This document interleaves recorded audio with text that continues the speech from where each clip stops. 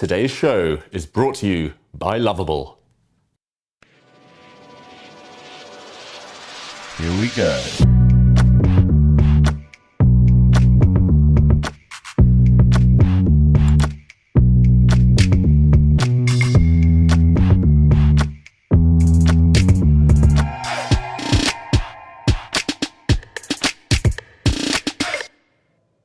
We've got an international master in the Dave Cave, and we've got two grandmasters here in the Take studio.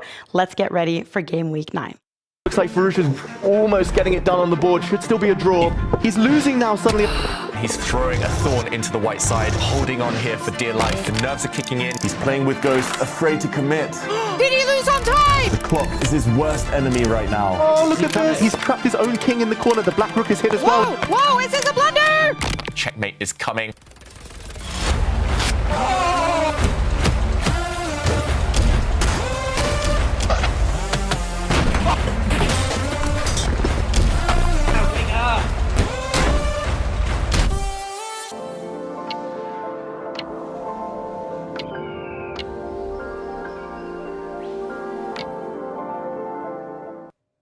Welcome to another week of Title Tuesday, and here with me in the studio, two grandmasters today. We've got David Howell as always, and you're ready? I'm ready. It's Tuesday, my favorite day of the week. Oh, and also with us we have Grandmaster Jon Ludvig Hammer. That's how I say your name, because I've worked with you for 5 years now in Norwegian TV, communicating chess, and you've been doing that for a decade. But now you've informed me that internationally, Jon Ludvig, that doesn't have the same chime. I lived in the U.S. For a year when I was a kid, and basically we had to give up the whole Jon Ludvig spiel. It ended up that my fourth grade teacher, Mrs. Muller, she said, "Okay, this is what we're gonna do," and she spelled out Yoon like moon, Y-O-O-N.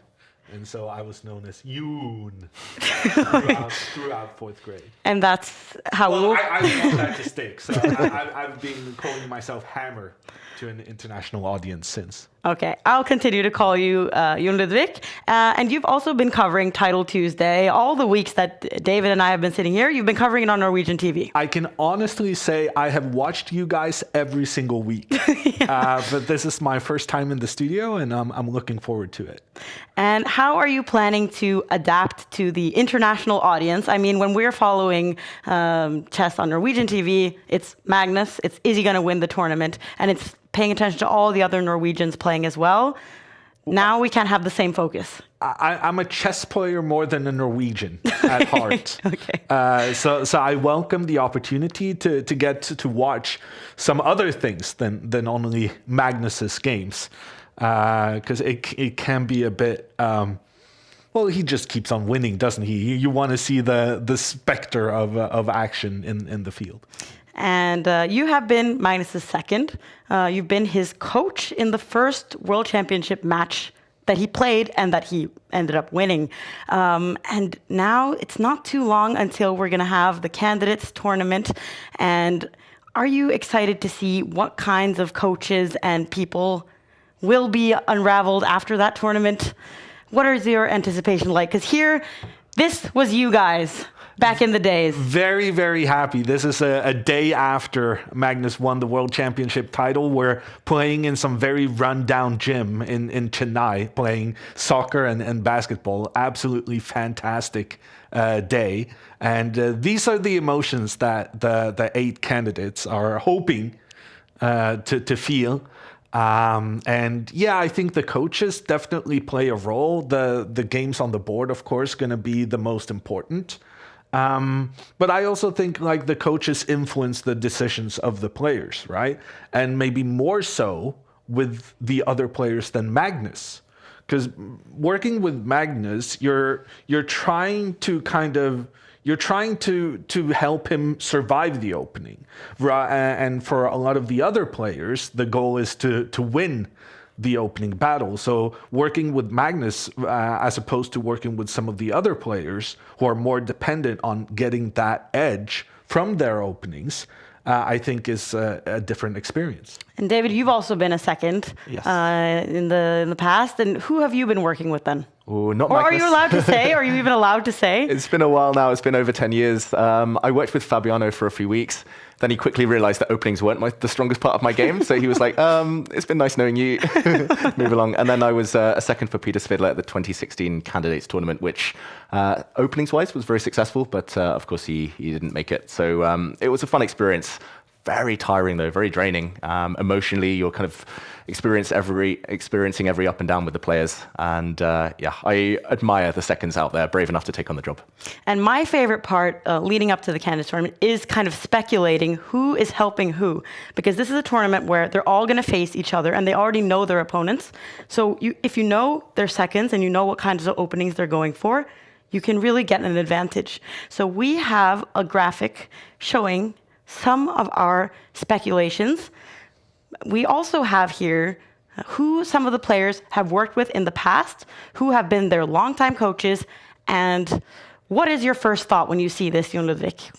I think it's very interesting to see how Fabiano shuffles his seconds, and also now that I honestly for the first time didn't know David had been working with Fabi, but it kind of confirms my impression that he's working with a lot of people, and he's not necessarily staying true to one person, but trying to get a lot of different impulses, very similar to what Magnus has been doing as well.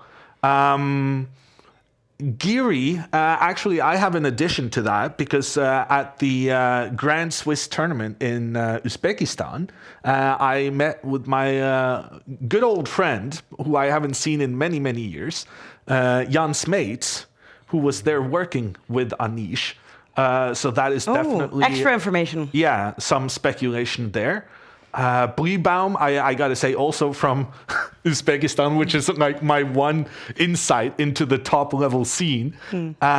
He was hanging out with the Germans before every round. So Kamer, Svane, both Svanes, and also I would say like Kollers and Wagner, Donchenko, all of those guys are very, very close, which I think is part of the reason they have had this rise in German chess, because there are all these guys, all 2,600 plus, and everyone really working together and pushing each other forward. And that's why I guess we also have Sindarov here. We have Abdusattorov, and he has been working with Kramnik, who was the coach of the Uzbek team in the previous Olympiad. So that could be something to look out for. I mean, Kramnik, he's a controversial figure in the chess scene, but probably a good second. I mean, he has a lot of world championship experience. Yeah, I can understand why they might want to keep it hush-hush. Might not want to boast about the fact they might be working with Kramnik, some of these players. But of course, experience is the key.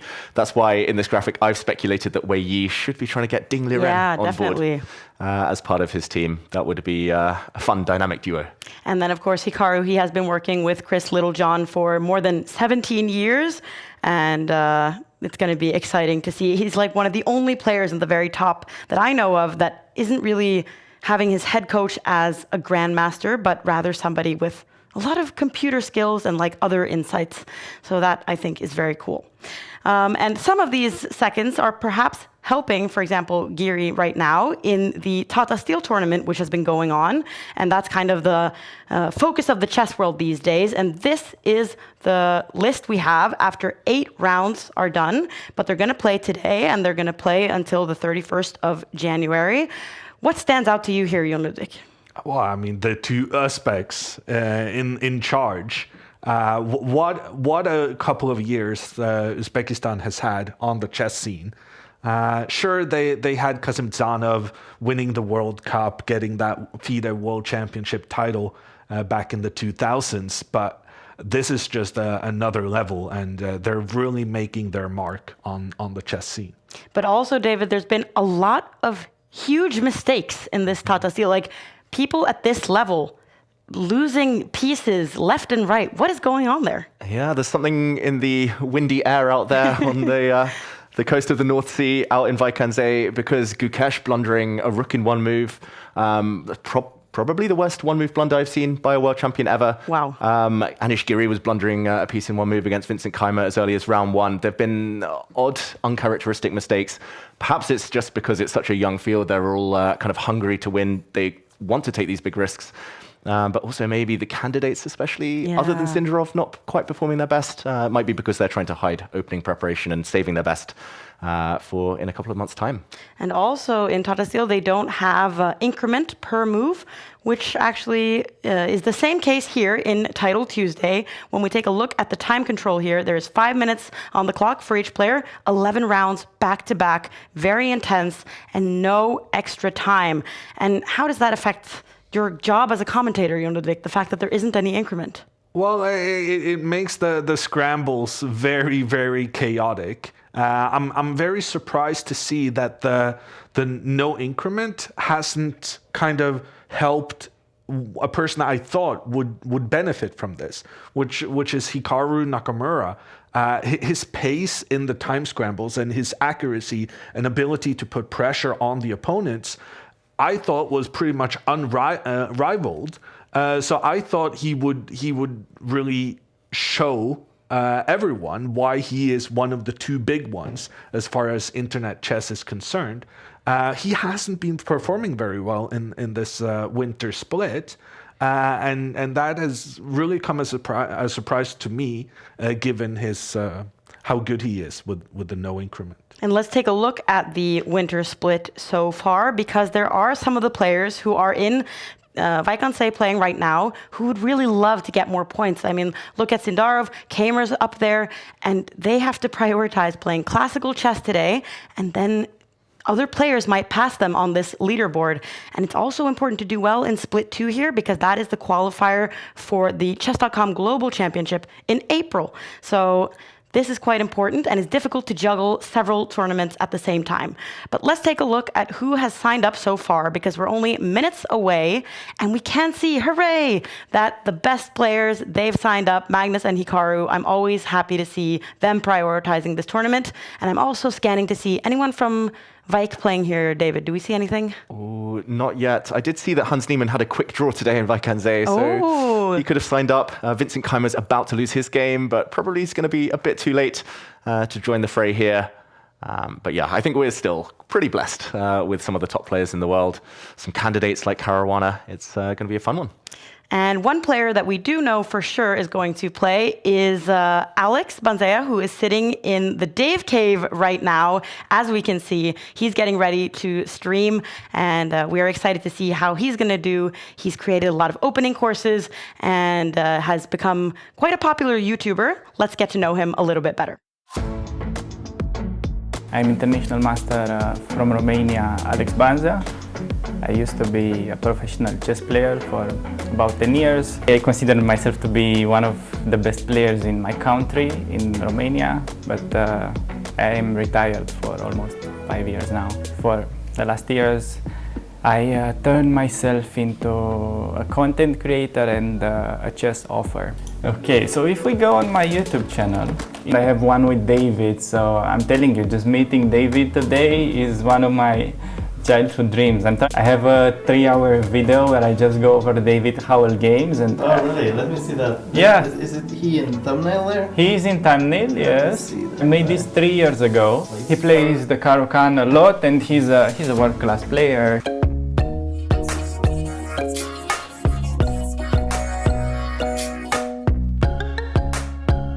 Title Tuesday, there are no easy players. If you play in a normal tournament, you're gonna play against somebody strong, then somebody weak. In Title Tuesday, since everybody has a title, you can lose every single game if you're not focused. Last Title Tuesday I played was one of the best I ever had. I had 7 out of 11. But considering that today I'm playing in Magnus' office, I think we can beat that score. Oh, just take that rook. No, Alan should be taking black's rook. Now it's going to be checkmate. Easy. Magnus gets it just in time, 2 seconds. Very easy. White's best move, apparently, to get a big advantage is to play d5. Oh, wow. Impossible to find. Impossible. That square is covered literally 4 times. Pawn, pawn, knight, queen. If he goes king b1, that's a move I'm happy to see, because that means he couldn't find anything, so now I can just like play normal chess, like queen d7. So it's just ridiculous. King a3, queen a4 is just checkmate. And now we see Magnus. Can he win it? He got the rooks off the board. He can play this on forever. Yeah. There we go. A new queen is born. The knight was hanging, but Magnus is just playing for time now. Magnus actually managed to checkmate him on time. Okay. Tough game.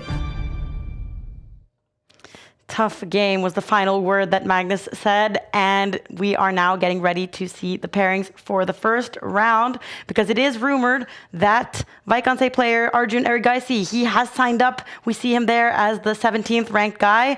That's fun, David. Yeah, I mentioned that quick draw against Hans Niemann. Hans clearly didn't make it back to his hotel room quick enough, but Arjun was running. And nice to see him playing. He's been a bit out of form in Vaikanse. This might be a good way to change that momentum. And here we see that Magnus, he is facing off his first opponent. I always react to these icons that we get. This is one of the more original ones. Let's see, what kind of opening is Magnus choosing here? Okay, it started life as a Sicilian. Magnus there was inviting an open Sicilian, but it looks like it's more of the closed variety. White is likely to just get castled, just get pieces out, but maybe not the most ambitious way to challenge Magnus. Normally you have to be quite direct against him to stand any chance. I do fear that this kind of slower game is going to favor the world number one. Wow, and there we get him. There we get this BVNUM. That might be his chess.com username.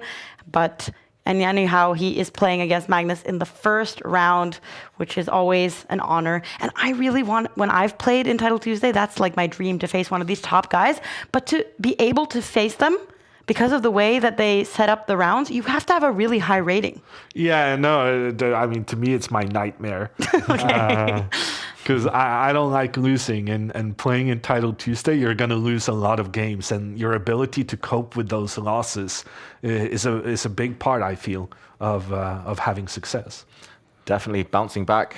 We've seen even Magnus lose early and somehow find the willpower to keep going, to stay focused, and he looks pretty happy today. I've got to say, Magnus, smiling, probably streaming, and yeah, kind of, well, maximum tension now in the center. It does feel like White's pieces just aren't ready for this action. I'm looking at a knight having had to retreat there. Magnus opening up the center for his bishops, and okay, now an isolated pawn in the center. Okay, at least there's a threat though, hitting this bishop, which is likely to step either back or forward to hit the white rook. It's not just an isolated pawn in the center, though, right? Because this pawn is blocking White's fianchettoed bishop.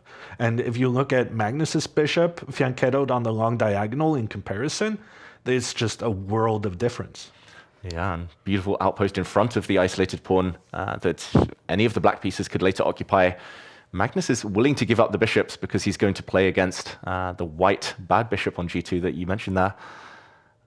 Okay, I'm surprised it's this much better for black according to the eval bar, but it is Magnus. Yeah, look at how he's chilling right now. And I have been informed that it's Bynum, not BVNUM, as I was saying. So I'm sorry for not being able to read. And he is a national master from the United States, 18 years old. So relatively young, and facing Magnus in the first round. And it seems like, although Magnus is better, it doesn't seem like Bynum is in any way in a hopeless situation so far. No, still solid. The problem, though, might later be a weak pawn on a dark square. Magnus, at some point, especially if the knights come off the board, could start attacking on those dark squares. He's up a bit on time as well. That tends to be a pattern in these early Title Tuesday games. Magnus keeping a bit of time in the bank, improving his pieces. It just feels like an easy position to play for black. What is White's plan? Bishop now incoming, pawn attacked. Getting more and more difficult to defend all the holes in White's camp. But at least now you got the bishop back to cover. I feel like Magnus could have gone for that attack against the white kingside pawns a bit earlier, before the white bishop was able to join the defense. And now the problem White had, I felt, was that the bishop and rook on the queen side was still in their starting positions. Now the pieces are actually coming out. And even though Magnus is better because of the superior pawn formation, I don't think it's that much. Yeah, still needs the plan to break through. Magnus is happy. Maybe we can check out what he's saying to himself here. Some potential play over here. This is actually not threatened. So let's go queen f6. No, then it is threatened. What am I doing? Okay, so it seems like Magnus needs to wake up a little bit, but he's always like this in the first round, I feel like. He needs to kind of... So now he's protecting a pawn after declaring that it wasn't threatened. That was a bit of a thing that he admitted right now. Yeah, but I do find it very interesting kind of watching the development of how Magnus has been approaching these first round games. He's playing a lot better openings now than he did in the past. Previously, he would play some really dubious stuff and kind of being like, I'm a better player, I'm going to win anyway. But now he's playing the Sicilian, he's getting his pieces out, he's controlling the center, and I feel like a couple of times he has actually given away points in the first 2-3 rounds, and I think that has affected his approach. That's partly our fault here at Take. We run an opening poll telling him he has to play certain openings. Knight A3 on move 1 and the hippopotamus, the cow opening, all these things. So we've stopped doing that, and maybe no coincidence that the results have picked up. And I guess also, like, he is facing very good players and then playing really bad openings. I mean, even if you're the best chess player in the world, it can really make it a difficult task. And you also kind of want that first game as a little bit of a warm-up because more difficult opponents are waiting, and it's important to take it seriously from the start here. And now Magnus, he is up on time by quite a bit. He's threatening several pawns. His advantage is increasing. Looks good. Oh, it's very good. It's just that dark square domination. Magnus's king is super safe next to its knight here on the edge of the board. And he can start exchanging pieces if he wants. He's... Whoa! Oh my God! Has blundered! Magnus has blundered! Checkmate! That's checkmate! What a way to play your first game against the world champion. Or, yeah. Wow. Even Magnus applauding that. That is going to be the best moment of Bynum's career so far. Look at him, he can hardly believe it. Rook h7 is checkmate, next move. That came out of no... You were just saying how safe the king was, and I was agreeing with you. That was so hidden, and he saw it immediately. That was so sneaky. Oh my goodness. Against David Anton, where I allowed a queen sack for checkmate, but then he didn't actually find it. But now it was found, and... Yeah, it just goes to show that studying puzzles is sometimes a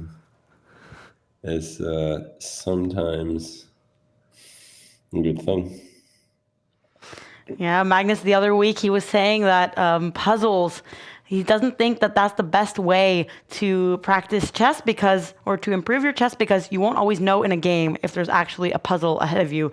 But there, he actually ended up losing, just as we were saying that he was doing so well.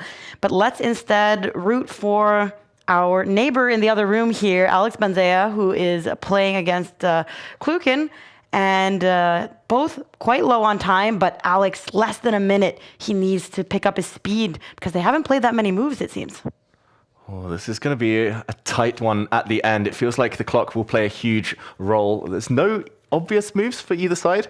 White's rook can go and grab a pawn, but probably that is counterproductive. Needs to be calculated, though. Lots of tension here. Both sides have weaknesses.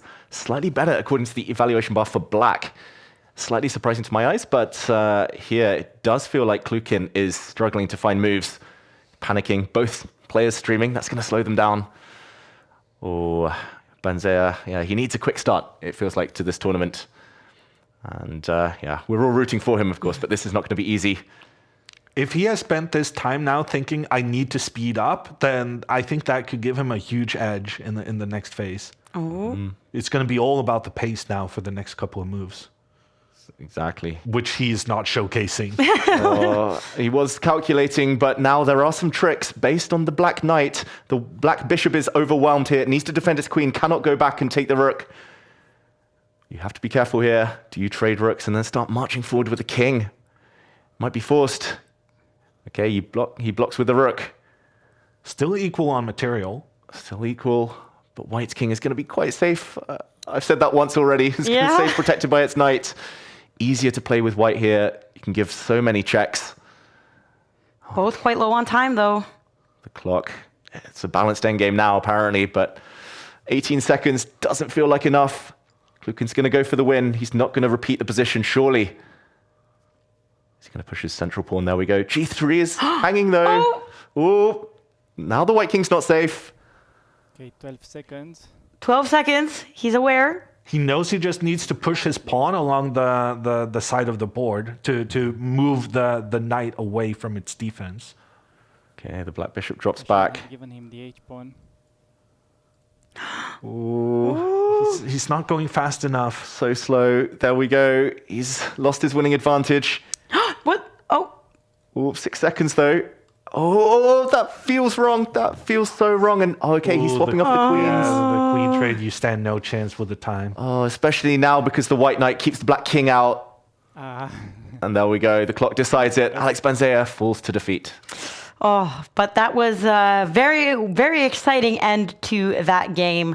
But sadly, a loss for Alex Banzea and a loss for Magnus Carlsen. We also see that Denis Lazovic surprisingly gets a draw in his first round. But wow, what an opportunity this could be for Hikaru, who wins his first game. So does Wesley. Many of the big names here. They could all catch up a lot of points in the winter split. Great start for the big names, but I mean, I think we just have to come back to Bynum, showing this is his first time playing Magnus, and he goes ahead and plays that spectacular queen sacrifice. What a heroic way to start the tournament. You have an en passant checkmate win against Magnus Carlsen. Is that the highlight of your chess career? I wouldn't say it's the highlight, but it's certainly up there, and I would expect the same for Bynum, his epic queen sacrifice against Magnus. That is amazing, and it's going to be an interesting way for Magnus ahead now in the tournament, where he's going to have to play against a lot of lower rated players, and you have to catch up to the field. But let's instead focus on some of the players in the top of the field here. It seems like Hikaru, and of course, we need to follow Arjun Erigaisi, who has already been playing a classical chess game today and is now playing in Title Tuesday. How difficult do you guys think it is to make that transition? Yeah, I think it can be tricky, especially if you're so locked in and things are going quite well in the classical. You just have this natural urge to think a bit more. But because Arjun has been struggling, at least by his high standards in Vaikanze, famously losing, for example, to 14-year-old Talent Adomush just a few days ago, I think it's going to be a nice change of pace. It's going to be refreshing for him. And yeah, of course, he's very quick, very good at blitz himself. So we'll see. Maybe this could be his week, and maybe he'll start going on a winning streak in Vaikanze afterwards. And he is playing against a German FIDE master, Möller, and he's obviously the favorite, Arjun Erigaisi here. It usually takes a couple of rounds before the very big names start facing off against each other, and here we see him as well. Okay, so it wasn't your teacher, Mrs. Möller, who... Yeah, it could have been. I was frightened for a second there that we'd have to start calling you Yoon again. It is FM Möller from Germany. But Arjun against Möller. So there is some kind of connection here. Arjun has gotten a good grip of the center, and he's keeping that time advantage, which I think in these first couple of games is so crucial, especially now that we just saw Alex Banzea having a very good situation against his opponent, but just because he was 10 seconds down. It's not like he was 30 seconds down. It was just 10 seconds. But those 10 seconds in the final phases of the game, they mean everything. And I think a lot of these good players in the early rounds, they don't necessarily kind of crush their opponents, but they always have that time edge so that if they mess up the situation on the board, they have that bailout, just being quicker and using that as a kind of reserve weapon. Yeah, it's exactly. It's so important. We've seen it so many times. There have been players who've kind of failed to make that adjustment, having played Title Tuesday for years. And as you mentioned, Alex Banzea, that position, what was it, 6 months ago, playing Title Tuesday, he probably would have won. He had the 1 second increment, but we've taken that away, and it is tough now. All of the best players adapt. They have to. But yeah, time is so important in Title Tuesday. In the meantime, it feels like Arjun has a very pleasant position, still with a nice bind on the center. The queen, though, was blocking black up on the queen side, and a trade offered, rejected. And yeah, long term, black isn't doing so badly. There are some squares. White's bishop isn't the best piece So yeah, it feels like Muller is doing a great job of just staying in this game.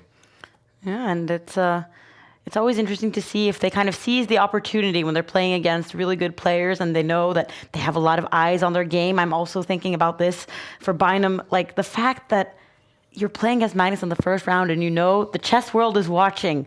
It must be so awesome to have that moment kind of eternalized through being on this broadcast, and it's going to be in social media. It's going to be funny. He's going to be dining out on just that video clip alone for the next 10 years for sure. Wow, yeah. Maybe we need to start making a course or a book about Magnus's brilliant checkmates or the checkmates against him. There have been a few now. You tend to need to do something special to beat Magnus, and apparently it's queen sacrifices or en passants. Yeah. That's his kryptonite. In the meantime, much better for Arjun Arigaisi, building up the pressure in the center. I kind of like making a lot of trades now and sacrificing a pawn to ruining the pawn structure for the German. The problem is, after that pawn sacrifice, David is highlighting, you're trading off so many pieces and you're giving black control of the only open file. Ooh, so he does it in a better way. Very, very clever. And this fork is going to win back the rook now with interest, leaving black with so many weaknesses. Doubled, isolated pawns everywhere. And it's very important that a rook hit on the white queen would have been met by a capture, and both queens would have been hanging. So now it's just positional. Yeah, so this is kind of what I was looking for. The problem was I was getting it being down a pawn, but the way Arjun executed it, he's equal on material, and now he's eyeing that pawn in the center, and there's just no way for black to keep it defended. Oh, that was beautiful technique. Transforming advantages is one of the most important things in chess. Everyone can build up a decent position from time to time, but to win it takes something special sometimes in its tactics. Now, with that little sequence has won him a pawn, and more to come. The black bishop is just really bad here. There's also back rank checkmates looming. Exactly. If the black bishop's ever kicked away, the king is helpless. The white knight is just glorious in the center now. That is going to win Arjun the game.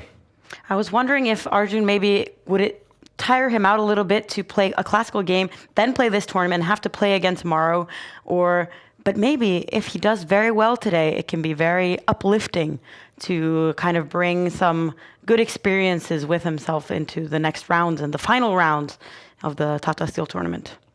Yeah, conventional wisdom says that playing blitz during a classical tournament is a form breaker. If you're playing well, don't touch the blitz. Don't ruin your form. If you're playing badly, maybe it's good to just get the frustration out. And Arjun was 2 pawns up temporarily, back to 1 pawn. But yeah, that bishop again, so bad. And there will be another pawn up for grabs in the middle very shortly. Or a pin on that black bishop. How to win it, though. The black king is coming out. That's how. That's how. Breaking the connection between the black rook and bishop. Arjun does the job very professionally there. Yeah, just such a perfect, smooth game from Arjun there. It's going to be interesting if he can keep that smoothness when he's facing more difficult opponents. Okay, and we jump into Hikaru Nakamura down on the clock. We mentioned how important it was to keep a buffer there. Position-wise, he seems to be doing quite well, but it is very tactical. Long-term, Hikaru does have some weaknesses on the queen side, but he was attacking this bishop. If the bishop had moved, maybe some knight jumps.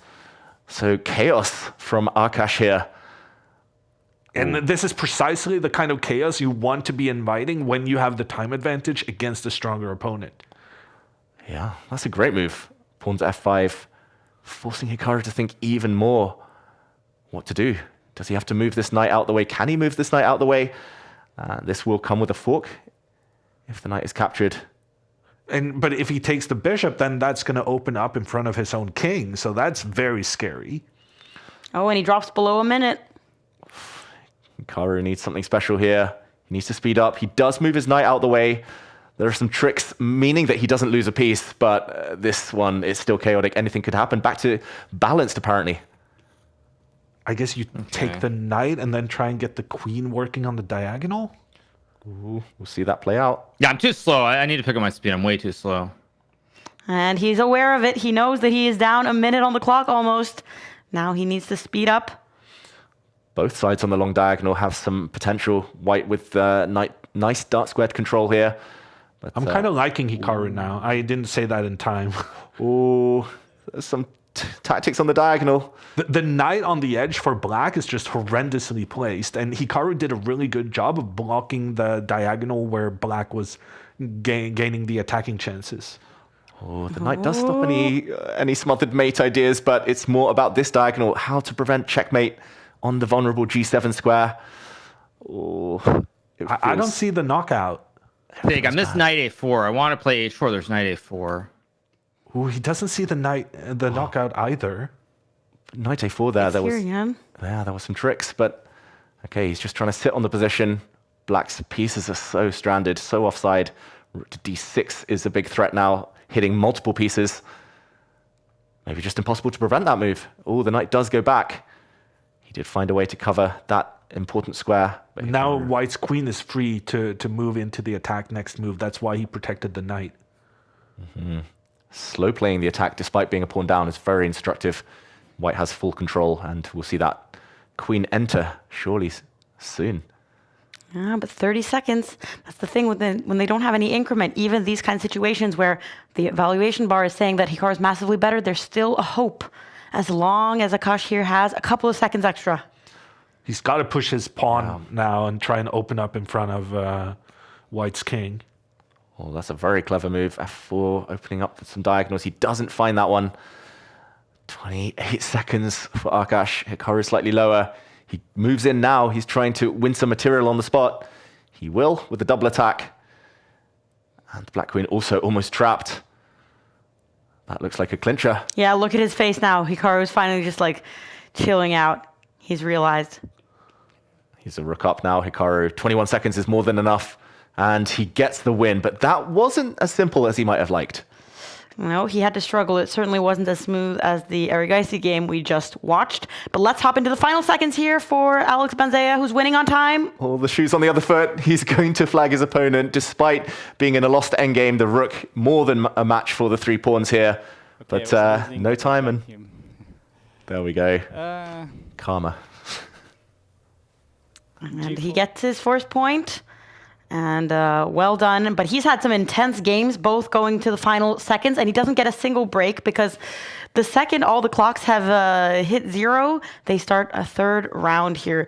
So we can see, I saw that Magnus, he did win his second game now and has 1 point, but still a lot of catching up to do. And it's going to be like that for the next 6, 7 rounds. Even if he wins all of them in a row, he'll still have to be struggling to catch up with the rest of the gang here. And what I want to see now from the others is just viciousness. They need to just try and win every single game. I remember in the World Blitz Championship during Christmas, Magnus was way behind, but he caught up very easily because everyone was just making draws. So the thing is, people need to learn when Magnus is behind, you gotta just risk it and go for the biscuit. Exactly. Artemiev as well in the World Rapid Championship. He was 1.5 points ahead of Magnus with 6 rounds to go, and he just drew the rest of his games. I mean, as you say, it's something. Why? I mean, here you might as well play for a win because your opponent might flag you if you play for a draw. So maybe in Title Tuesday, more likely they will. But there has been a trend towards a bit of safety recently. Yeah. But also I feel like in Title Tuesday, with almost 400 participants, you very often need at least 9.5 points to win. And the fact that Magnus has already kind of sacrificed one of the few points you are allowed to, it's going to require a lot from him as well to win a lot of these next games. And let's see if Hikaru can seize the opportunity. He hasn't won a tournament in Title Tuesday in many, many weeks, none in Split 2, and he needs those points. Yeah, and Hikaru playing quite provocatively in the opening, going for the modern defense, but it was quite a successful one with the 2 bishops being ketoed, especially pressure on this e4 pawn. The knight is potentially getting kicked away as well. I'm not too impressed by Bharat's opening here. Feels like there are better ways to play against what Hikaru did in the first few moves. The white bishop's now moved for a second time. Maybe it was just a bit misplaced. Do you think Hikaru judges who he plays these aggressive openings against, or do you think he'll just do it against anyone at these early stages? Ooh, good question. I think he's happy against most players. If it's someone he maybe has history against or does fear a bit, he might stick to more conventional stuff. Later in the tournament, against Magnus, he tends to play his A-list openings. Do you think he's more or less likely to play something like here, this modern with the two bishops, against one of the young kids or against one of the more established players? Oh, good question. Because Magnus would be inclined to play this type of thing against the younger ones, right? But Hikaru, he has been doing this for many years. What are your thoughts? I don't know. I feel like I'm just trying to read Hikaru's expression. We've been trying to do that for years. I've given up on it. Because he's playing against an 18-year-old grandmaster from India here, and I feel like me in particular, I always associate these very young Indian players as like very underrated. That might be from like more like classical tournament play, but I feel like that's the kind of opponent that these older guys, they don't want to play against these young Indian kids. And it seems like Hikaru's taking it very seriously. He's playing fast and he's playing well from what I can see and from what the evaluation bar says. Yeah, but the trend is in White's favor, I would say now, because Hikaru, he pushed his pawn up in the center, which has blocked one of his fianchettoed bishops. And now White is trying to get a trade of the other bishop on the opposite flank by going kind of maneuvering into the center and making that trade. So Hikaru now kind of goes very aggressive. Mm-hmm. It feels a bit all in, but maybe it's just positionally justified. It does resemble some branches of the Sicilian, this pawn structure. And I think probably a good practical idea from Barrett not to open up the center, although there might have been some action against the Black King just that one moment. I think this move will have frustrated Hikaru. Yeah, because now Hikaru has to make a decision. Does he continue forward, which is kind of what he intended with the previous move and is what he ends up doing. But the problem now is that he's got all those three pawns on the dark squares. And if the bishop then tries to reroute, these pawns are going to be in the way. So there's this classic Sveshnikov plan of getting the bishop over on the queen side, pointed at White's king. I think that's going to be Hikaru's priority now. Yeah, that's a quite long-term plan. Wow. But it looks like a very effective one, and that might come with some mating ideas, especially if the White king is caught in the corner. He will prepare it, though. The one thing to avoid will be allowing any white pawn breaks. Maybe the worst piece on the board is now the white bishop. Also blocked in by lots of pawns, the knight. Well, now the knight is not good. I don't know why you would voluntarily move the knight to a place where the only available square is where it came from. Yeah. But I also feel like the advantage that Hikaru has right now is that he has this kind of long-term plan that you were showing with his arrows, David, and then he can play a lot of moves quite quickly. I feel like having a plan when there isn't any increment is such a huge advantage. And he's going for a completely other plan on the other side of the board right now. He's at least hinting that it might happen. He might not know whether it's good or not. He is calculating, though. Let's hear what he says. Yeah, I'm happy to see that. Very happy, actually. The only thing is, how do I do this? I don't want to go rook c5. I don't want to go a4. Okay, so Hikaru, he is calculating, but he did give the opportunity to give away his bishop, but it's remained on the board. It's now on that amazing diagonal. It really came in from the weird... Yeah, no, such an unexpected way. I kind of hit the plan that was available to him, but he just executed it in a much better way than what I was saying, because he managed to provoke the white pawn in front of the white king to push one step forward, and now that pawn can be attacked. Hikaru is preparing it now with his bishop one step back, taking over the rook's the square the rook just vacated. And yeah, there's a devastating attack going on against the white king. Yeah, it's coming. The white knight improves itself. Hikaru, if he can just line up the bishop, maybe add a rook to the attack as well. Oh, he just wants a pawn. Why not? And still positionally in control, now materially up as well. And Hikaru, he seems to be in good shape today from what we've seen so far. So it's going to be interesting to see if he can keep his 1-point lead over his nemesis Magnus, who started off in a bad way. If maybe a bit slow. Because it's not normal to see Hikaru behind on the clock, right? And now, I mean, he has the time advantage here, but it's just barely, despite the fact that his position is quite superior, which also often is a sign that you can play faster. Yeah. And Hikaru at his best is always up on time, always kind of asking questions, always very dynamic. And okay, here he's the exchange up. Barrett decided that Black Bishop was too strong. I think he was right in at least trying this. But how can Hikaru double Maybe down? Hikaru can start sacrificing already. Or he can try to go into an endgame. With an extra rook, which does seem like a very sound decision. Now that I'm made aware of that rook's existence. And Hikaru, he will be playing in the Speed Chess Championship semifinals and maybe finals coming up in a couple of weeks.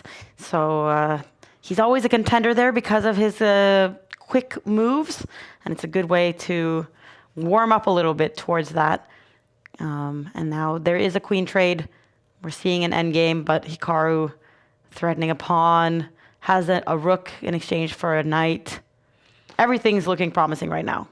Very promising. He has fantastic technique, of course, as well, Hikaru. Probably the Speed Chess Championship is going to be the easiest way towards the Esports World Cup for him. Yeah. I mean, he has been a bit up and down on Title Tuesdays, just a couple of wins here and there in the autumn split. Still some hard work to be done here, though. Maybe he could have gone for checkmate. And yeah, look at his face right now. he really wants the rooks off. Not so easy, though. With the rooks off, it's a guaranteed win. Like, no real chance for Barrett to fight back, especially with no time on the clock. But while the white rook is alive, oh, this is the clincher maybe. If the rook trade is avoided here, the black rooks come in. Great play by Hikaru to force either the rook trade or the rooks coordinating together against the white king. Yeah, and that white king does look quite hopeless. There's going to be back rank checkmate ideas. I just have to keep the black king safe. There was a discovery threatened against the black king. Now Hikaru will give a few checks, nudge the king away, and run. Checkmate is coming on one of these two squares. He can dodge the checks easily. Hikaru is up on time, and there we see it. He takes the win. 3 out of 3. Alongside Fabiano Caruana, who's also headed for the candidates in not too many months. And here we jump into the end of Magnus's game. He's playing against somebody with 1.5 points, while he has himself only 1 point, and that's because Magnus, he is probably the best player to have 1 point, and it looks like he's winning here. He has enough time to win this endgame. He has enough time, but just the fact that Magnus is down on time at this stage of the game, I find fascinating. I feel that's a sign that Naroditsky has really put up a good fight here. Yeah. I've never heard of Magnus's opponent, but that was a very tight game at the end. But ultimately, he did get the win, Magnus, on the comeback trail. And Artemiev should be getting the job done here. About to win a rook. Makes a new queen. Oh, dropped his bishop, though. Is he going to have enough time? Here's a winning endgame. At the right moment, he'll try and sacrifice his rook for the white pawn and bishop. What do we think? 5 seconds, just not enough for white here, surely. Easier to play with the rook. Well, it's not that he's winning on the board, right? Because it's not that easy. But the thing is, on the clock, he should be able to. He's going to win the pawn, and then we see a blunder there from Korchinski and Artemiev. It was the clock that decided things in his favor.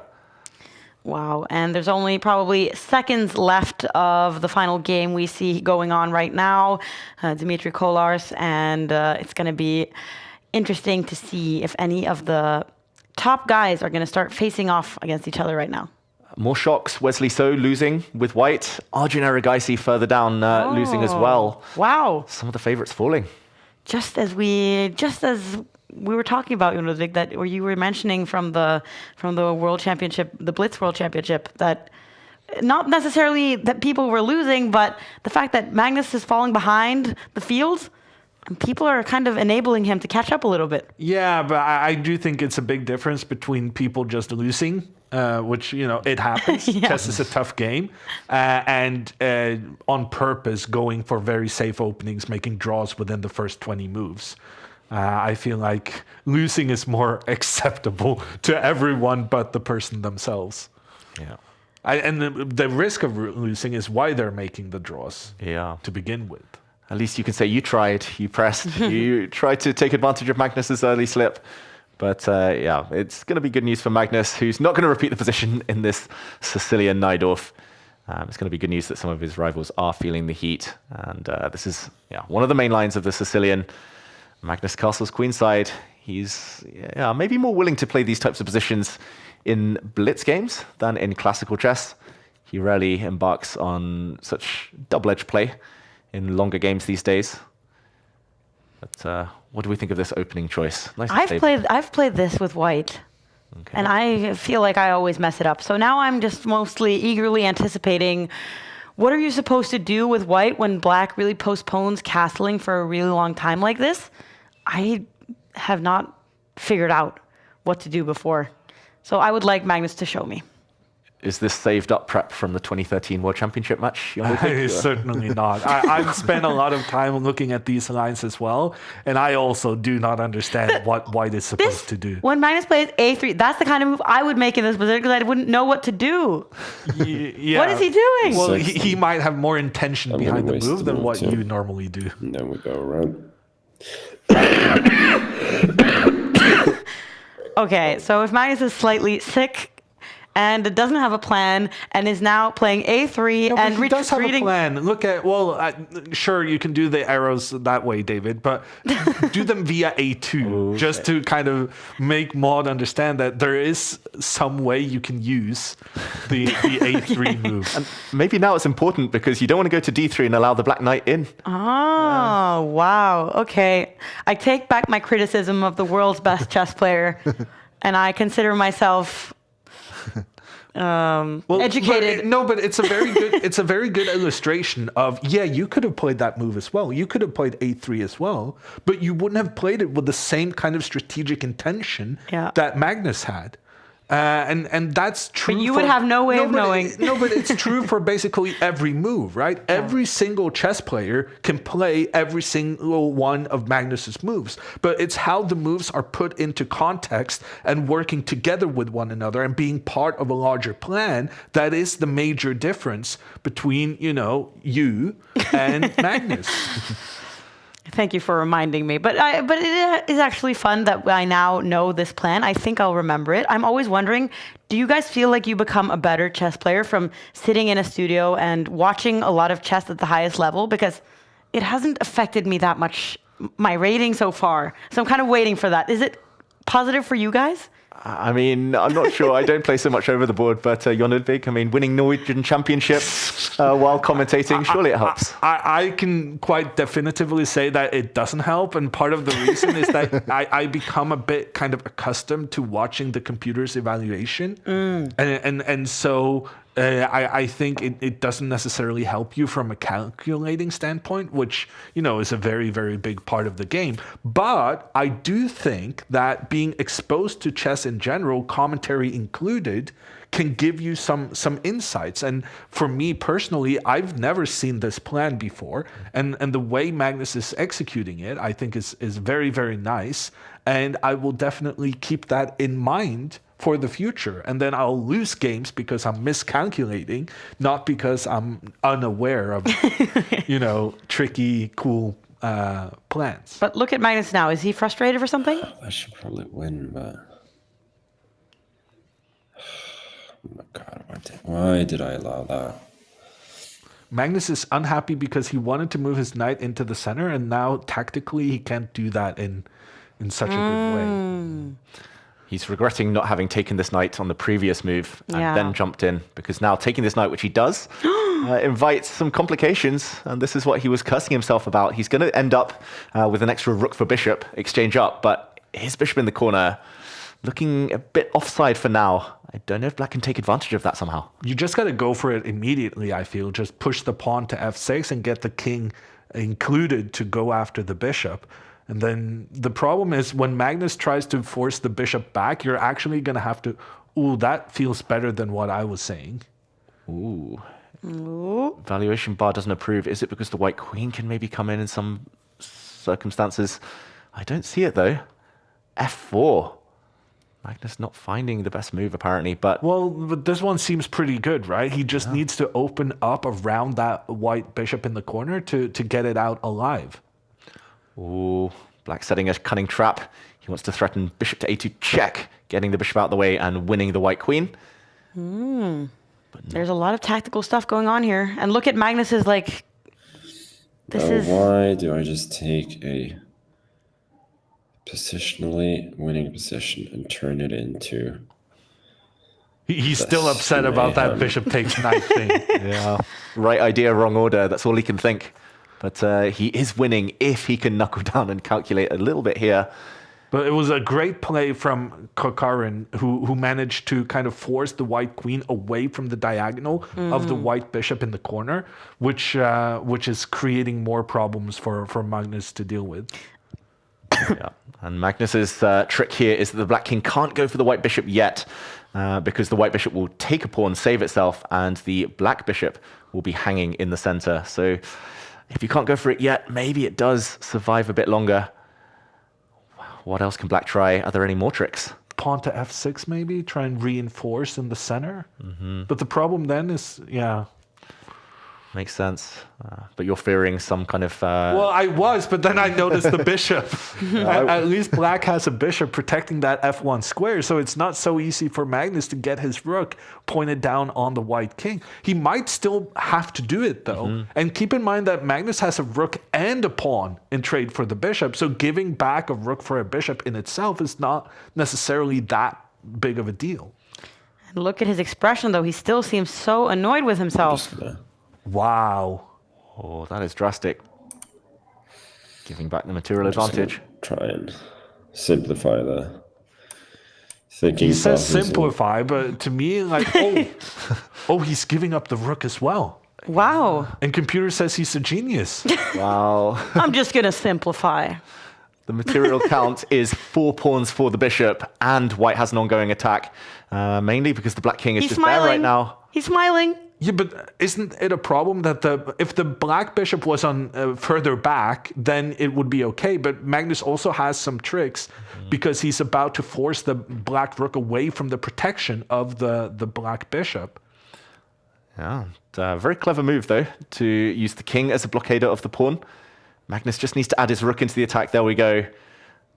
Threatening a check. And he needs to be aware of the time situation. Both Kocharin now down to less than a minute. Magnus has a couple more seconds, but it's not a lot. And look at the black queen. The black queen is just completely unable to contribute defensively. Worst queen ever. And checkmate, or some checks are threatened. Looks like something should be falling here. Magnus can go in with some checks immediately. He can also just go in. Well, there might be some back rank mates, so you still got to calculate a little bit. And they're still playing kind of slow for the fact that they have less than a minute left right now. And look, Magnus, what is this expression? So sluggish. Oh, gosh. He's not happy with himself in this game, even though we were admiring the way he did this plan earlier. And he's just upset with one move that he messed up the order of. And then the game was a complete chaos. And that's what we talked about just at the beginning of the tournament, of the show, that it's all about the ability to bounce back from disappointment. And here I feel like, Magnus is disappointed and frustrated about that one mistake, the move he made. But I think he wouldn't be this upset about it if not for the fact that he got checkmated in round 1 as well. Exactly. He feels like he's missing these short tactics, like these one movers, these two movers. He is going to win this game, though. He's several pawns up, and the black king is so open. And that could be the clincher, getting the rooks off the board, maybe even winning the rook now. If the black queen tries to defend, there will be some checks. And frustration for Magnus, but he's getting the job done. Double attack. 10 seconds. Kocharin's playing on. But there we go, Magnus looks confident. He's going to move on to 3 out of 4 in the first break. Maybe enough to stay in the race. I want to trade. Oh, and we jump into Hikaru's game here. Seconds left, but his opponent, International Master Makarin, he is winning. He is winning. Black's pawn is going to cost the white rook its life, but the clock, 6 seconds each now.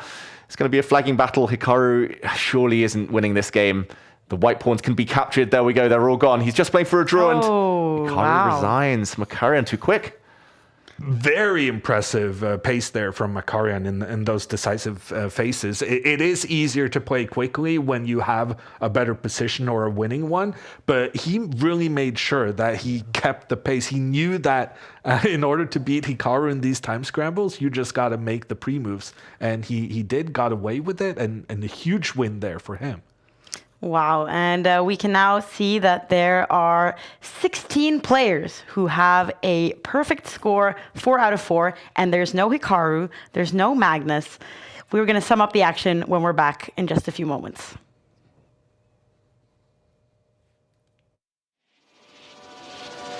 Here we go.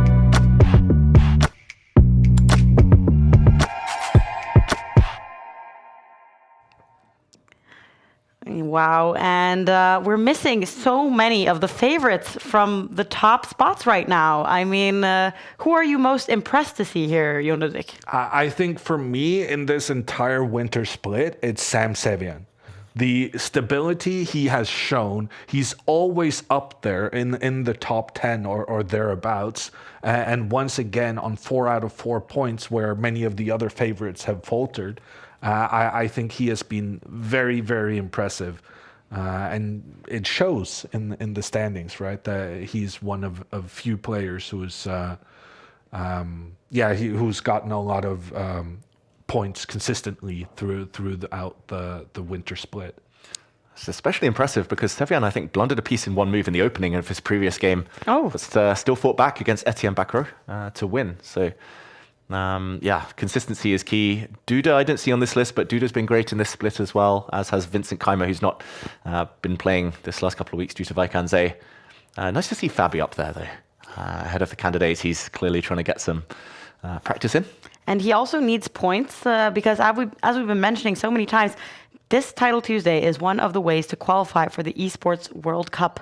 And Fabiano, he has already signed with an esports team. He's participated before, but he would love to win. It's one of the most, it has one of the tournaments with the biggest money prizes. And so it's a really tight competition to participate in that. But let's take a look at one of the most crazy moments of the day. I mean, we were sitting here, we had leaned back in our chairs, the world's best chess player, massively better. And out of nowhere. Wow. I'm going to study Bynum's reaction. He must have seen this coming. He must have here understood he was threatening checkmate because he played it so quickly.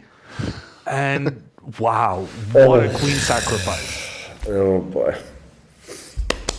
Good game. You gotta be vigilant. At least more than this. Okay. Should I let him checkmate? I'll let him checkmate me. Why not? Oh, wow. And Bynum even containing his smile, but you could see that he kind of was nervously leaning forward. He couldn't believe what he was seeing. Yeah, no, I mean, what a moment. Yeah. I mean, it's so cunning, setting it all up. I think he'd spotted it 4 or 5 moves before he started playing, Rook B7, Queen E2, all these things. And you could see he sensed that Magnus hadn't spotted it, and neither had we. That was hidden. That was difficult. And I think back on my own moments where I'm like, I'm threatening something, and I'm like, it's a cheap trick, but I'll try, and then it works. Is there a better feeling? I mean, I think so. I like to win by, strategically outplaying my opponents. But when it comes to playing against Magnus, if you win, you don't really care how you did it. Just the fact that you managed. And to win in such a fashion is incredible. Yeah. All right. And so we have 16 players with a perfect score. So few of the favorites are there. And it's going to be very exciting. David, can I ask you to look at how it's going with our friend Alex in the other streaming room, while we in the meantime see that Magnus and Hikaru during their breaks, they're sitting at their screens. They're not stretching their legs. They're not going to the bathroom. It's very intense 2 hours, Jonadik. Yeah, no, it's nice having these 2 breaks after round 4 and round 8, just to kind of have the opportunity.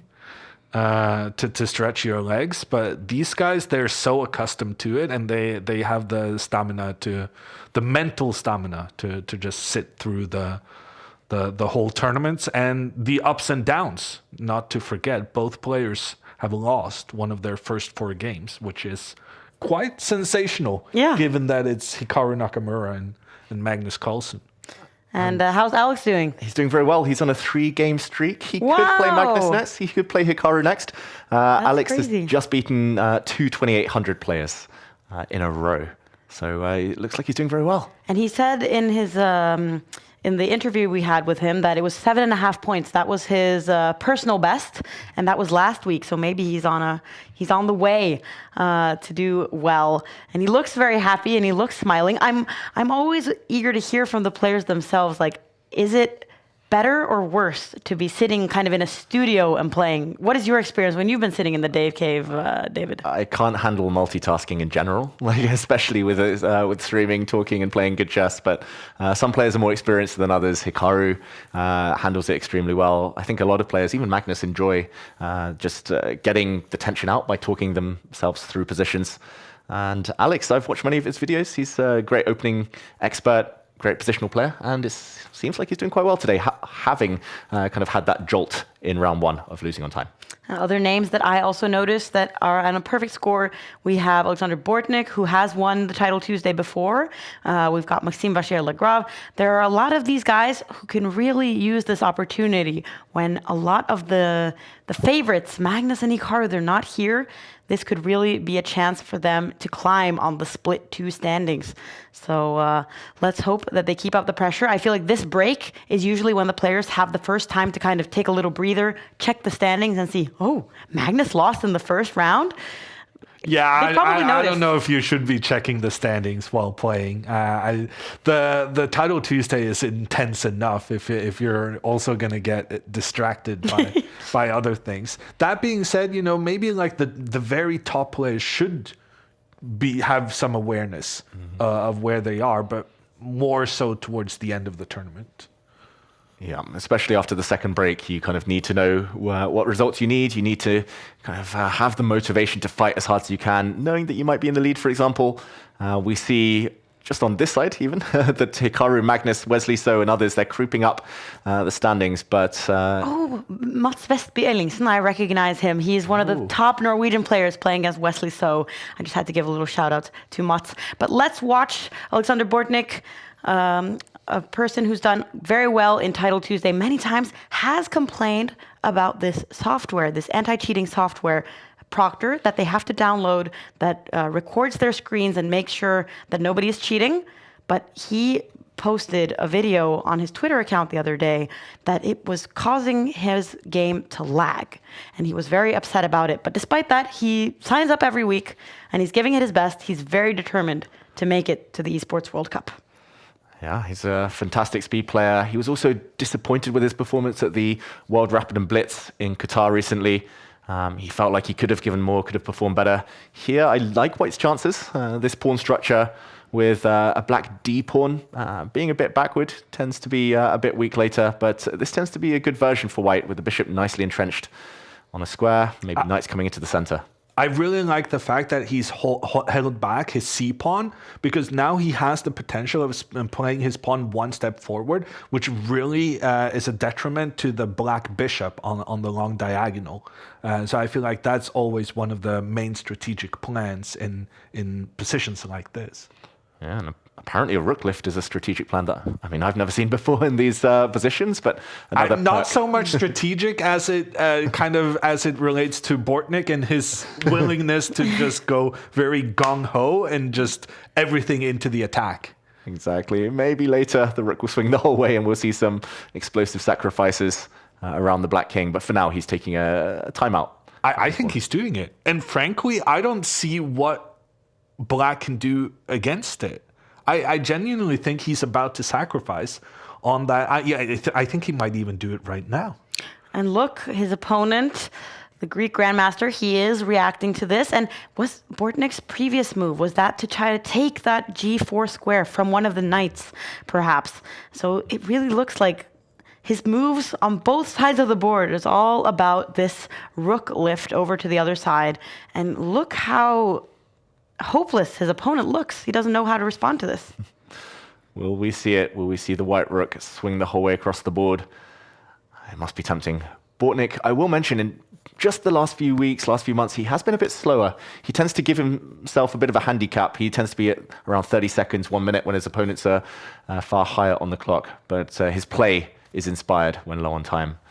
So he does need to decide whether to just drop back somewhere with his rook or swing it the whole way. Or what? Third option, leave the rook hanging. His knights are being hit in the center. That knight is trapped. Wow. Maybe that was why Korkulos was reacting to. He realized, by putting my bishop there, I don't have a place to retreat the knight. Oh, but Bortnik could have... the Greek guy, he could have retreated the knight first. Korkulis Very Adidas. tricky. Okay, tactics in the air. Knight to h7 was a better move. Just a couple of moves before it was played. A material count, Bortnik is the exchange down, but he's got a hit on the black queen, and the bishop is sometimes hanging. Yeah, so this is very, very tactical now. Better for black again, after maybe some misplayed moves from both sides. White's pieces are also a bit loose, especially this bishop. And if it drops back, black has time to trade off the queens with a check and then save his piece. And it actually says that it is better now for the Greek Grandmaster, and it's increasing the advantage. But surely this is a position where suddenly the bar will swing in different directions because there are so many pieces that can kind of suddenly be taken. Exactly. There's all sorts of hanging pieces. I'm not sure how to get at them. At some point you want to play the move pawn to f5, but more likely he's going to drop his bishop back somewhere. Save that one. I really like that first move you were suggesting, that the bishop may try to trade itself. Because one thing is retreating the bishop, but retreating the bishop in such a way that you're still making threats against white's position. And you're kind of giving away a pawn on the side to open up for the black rook along the A file. That was very sneaky. Yeah, and okay, a mysterious rook move. That takes a lot of self-control to just leave a piece hanging on the side of the board, but the white knight was needed to defend its fellow piece here, so it didn't have time to go and grab the bishop. Another pawn was grabbed by Bortnik, so now he's the exchange down. Still rook for knight, but he has one pawn. Quite a strong pawn, potentially long-term. With a queen trade here, I'm not even sure Bortnik is worse because of that strong pawn. For example, if the bishop drops back somewhere, saves itself. The queen exchange in the center. Yeah, maybe there's some tactics still, but anything could happen there. Bortnik needs to speed up, though. Yeah, they're both playing very slowly because there's so much stuff to calculate. They're being that's just not good. You can... Oh, never mind. The bishop is hanging in the end. Is it maybe this move? Oof. This is very confusing. Yeah, no, I was thinking rook takes bishop and then you get a check and you take the knight, but I forgot my own bishop is under attack as well. It's just everything is... Wow, look at this player that I can't say I recognize his name, and he's won against Maxime Vachier-Lagrave and has a perfect 5 out of 5. Kravtsev. I'm showing my age. I know this player very well. Me too. Who is this? Well, I think he's part of our generation, right, David? Yeah, I think maybe 1 year either way of us. Very strong Ukrainian grandmaster, very consistent, but maybe not renowned at the very top level, hasn't had those big tournament invites. The one time I managed to win Title Tuesday, I played him in the penultimate round. Ooh. I remember that, and he blundered his queen in one move, so that helped. But no, he's very strong. Taking down MVL proves it. Big moment, though. Just while we were talking about other games, other results, Korkulis Adidas hasn't moved. Over a minute of thought now, and eventually he pushes his pawn. There's so much overwork of the white pieces now. The knight is hit, which has to defend this bishop. Can he get away with taking this bishop? I think that tactic you mentioned, Jon Ludwig, is going to be in the air a bit later with a capture and some checks. He saves his knight, but... But what about the bishop? Yeah, but there's the black bishop as well, but... Okay. Maybe he could have sold it. Yeah. Oh, there was some tactics there as well. Still the exchange up. Does he grab a pawn? How good are they at adapting to realizing that they had better moves in different moments? Yeah, at this point, they probably don't care. They're just like, quick, just need to move. But the extra exchange combined with dark squared threats against the White King does look like it should be a win for black here. The rook is trapped, though. It's really been a day of upsets then, because Maxime losing now, Magnus has lost, Hikaru's lost, Bortnik might lose now. I mean, who is going to have... Are we going to recognize any of the names at 5 out of 5? Well, I was already struggling at 4 out of 4.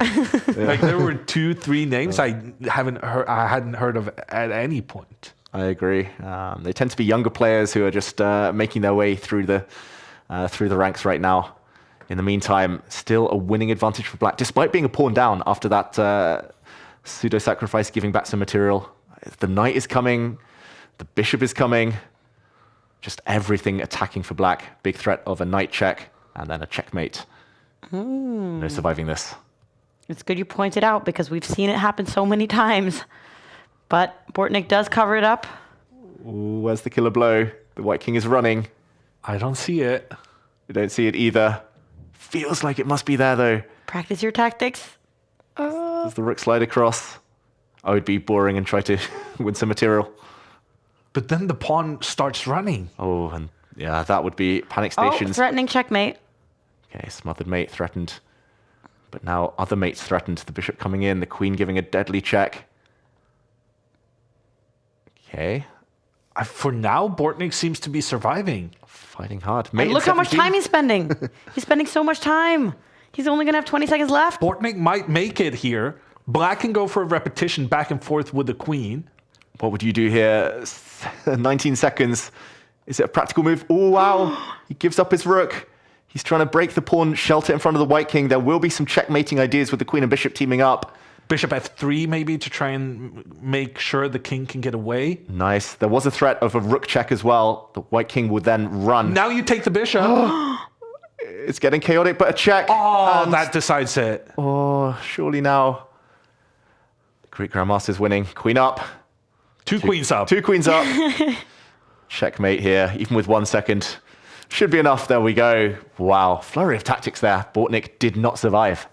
That's the kind of game you get like mentally exhausted. You almost get like a headache from sitting there trying to calculate everything. And now you only have seconds until the next game. And we see that Hikaru, he's still playing. So he's probably in some time trouble. But looks like he is winning that game right now. Oh, Hikaru gave mate with 4 seconds left on the clock against Polina Shuvalova. Very strong player. And Caruana, he also has a perfect 5 out of 5. Sam Sevian, your favorite. Am I allowed to call him that, Jonathan?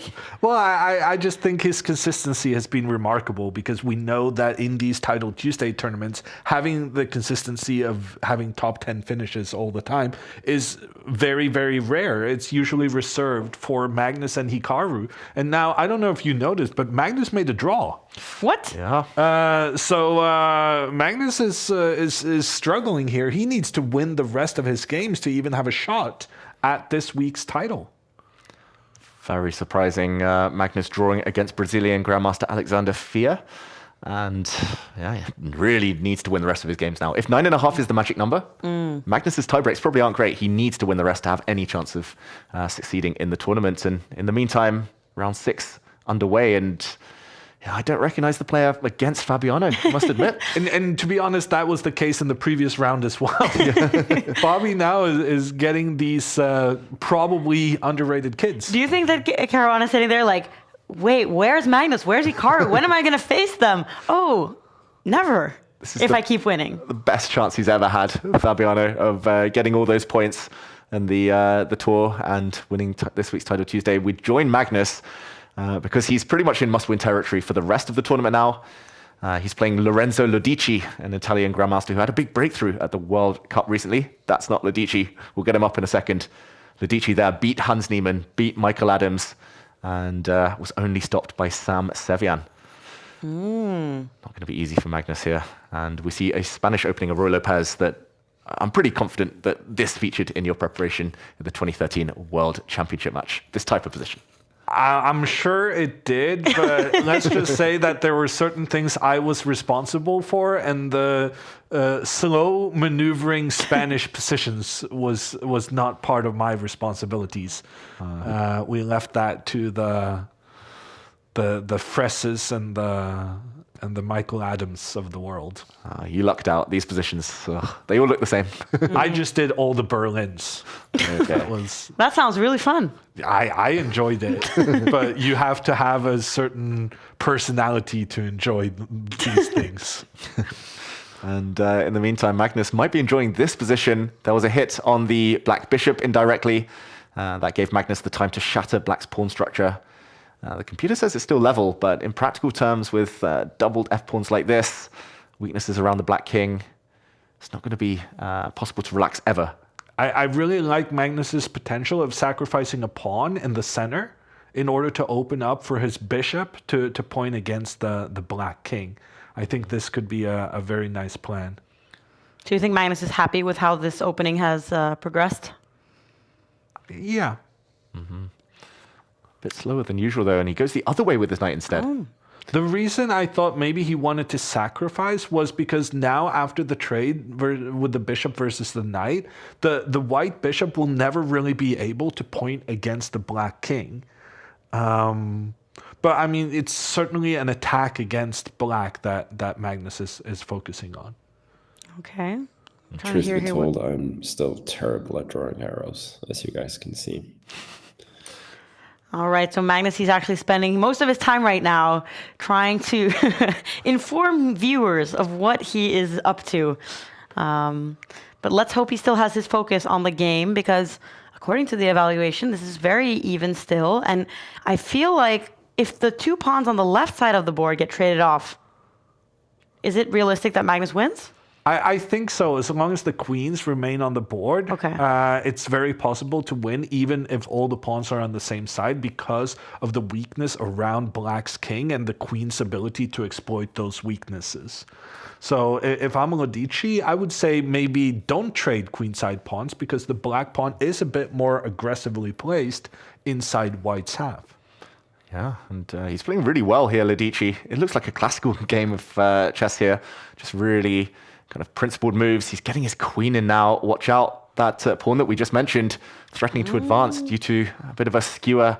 All those pieces kebabbed here on the second rank.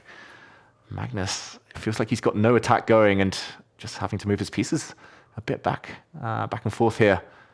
I agree. This looks like the most normal classical game that we've seen all day, and also breaking news from the classical world of chess is that world champion Gukesh, he has lost against Matthias Bluebaum. So that's always news when the world champion loses a game.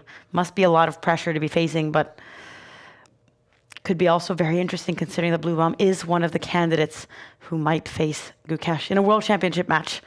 So yeah. Exciting. Big result for Bluebaum. And I was actually asking Hikaru at the end of his his qualifier to the candidates when he was playing these tournaments to get enough games for his rating qualifications. I specifically asked him if he would prepare for the candidates tournament differently, considering that players like Bluebaum, Yesipenko, and such are much lower rated than what kind of the candidates is traditionally contains, because I think the unexpected mix of the candidates field can become very intriguing, as opposed considering that the score needed to win might be larger than what we've seen in the past, because some players are, according to the ratings at least, quite considerably worse than the favorites in Hikaru and Fabi. It's going to be very exciting. And it was so interesting that Bluebaum said that he didn't have a second or a coach helping him during the FIDE World Cup, which he did so well in. So, but here in the Magnus game, there's been quite the development. Yeah, he's in a bit of trouble. Maud, you mentioned getting rid of those queenside pawns. Magnus would love that right now because somehow the black pawn has leveled up. It's one square away from promotion. For now, it's guarded. White's rook and bishop holding the door there. Maybe he's going to go around with his knight and try to win that pawn, but he still has to be careful. Only black can really be fighting for an advantage, you would think, although the clocks are getting a bit lower now. Yeah, it's gone wrong for Magnus. He's scrambling here for a draw. Maybe he'll get it, though. He doesn't look very inspired when we look at his face. Queen D. So this takes rook a2, rook g3. And I also feel like that's not an inspired Magnus when he's just calculating out loud and sighing loudly. That's his mood right now. I don't fully understand what he's thinking about, though, because he needs to move the queen, and he needs to move the queen to protect the bishop. Yeah, he was talking about rook takes pawn in that position with a counterattack, but he was scared of a trade of queens, the rook giving itself up, and at the very end of the variation, black would have emerged with an extra pawn. But Lodici could have gone back with his rook to protect that pawn, and now he's just given it away. Yeah, maybe Lodici wants the win. Smelling blood, clock times. But he's the one with a weaker king position, no? True. Maybe he believes his knight in the center, strong enough to fend off any threats. Brave decision either way. I think repeating once at least would have been a pragmatic decision, and now he decides he wants the queens off. I don't know. Endgames in a time scramble with Magnus, I would be slightly concerned about. But look, Magnus has less time. It's 20 seconds. How much is that worth? Oof. 1 minute is worth a pawn, they say. 20 seconds, therefore, worth a third of a pawn? Yeah, maybe. A third of a pawn's not going to help much here, but obviously Lodici's pawns are way worse than Magnus's. Everything's protected, though, for now. Should be a draw with best play. But surely both sides have half an eye on the clock and want to flag each other. Yeah, and Magnus, he can't have another draw if he's planning on winning this title Tuesday. He has 3.5 points right now. He has to win. Yeah, and there we see he breaks the pawn structure. He's created a pass pawn of his own. It's come at the cost of some weaknesses. Watch out. Black's rook is going pawn hunting. Magnus taking some small risks. But now it becomes about calculation. Is the pawn quick enough?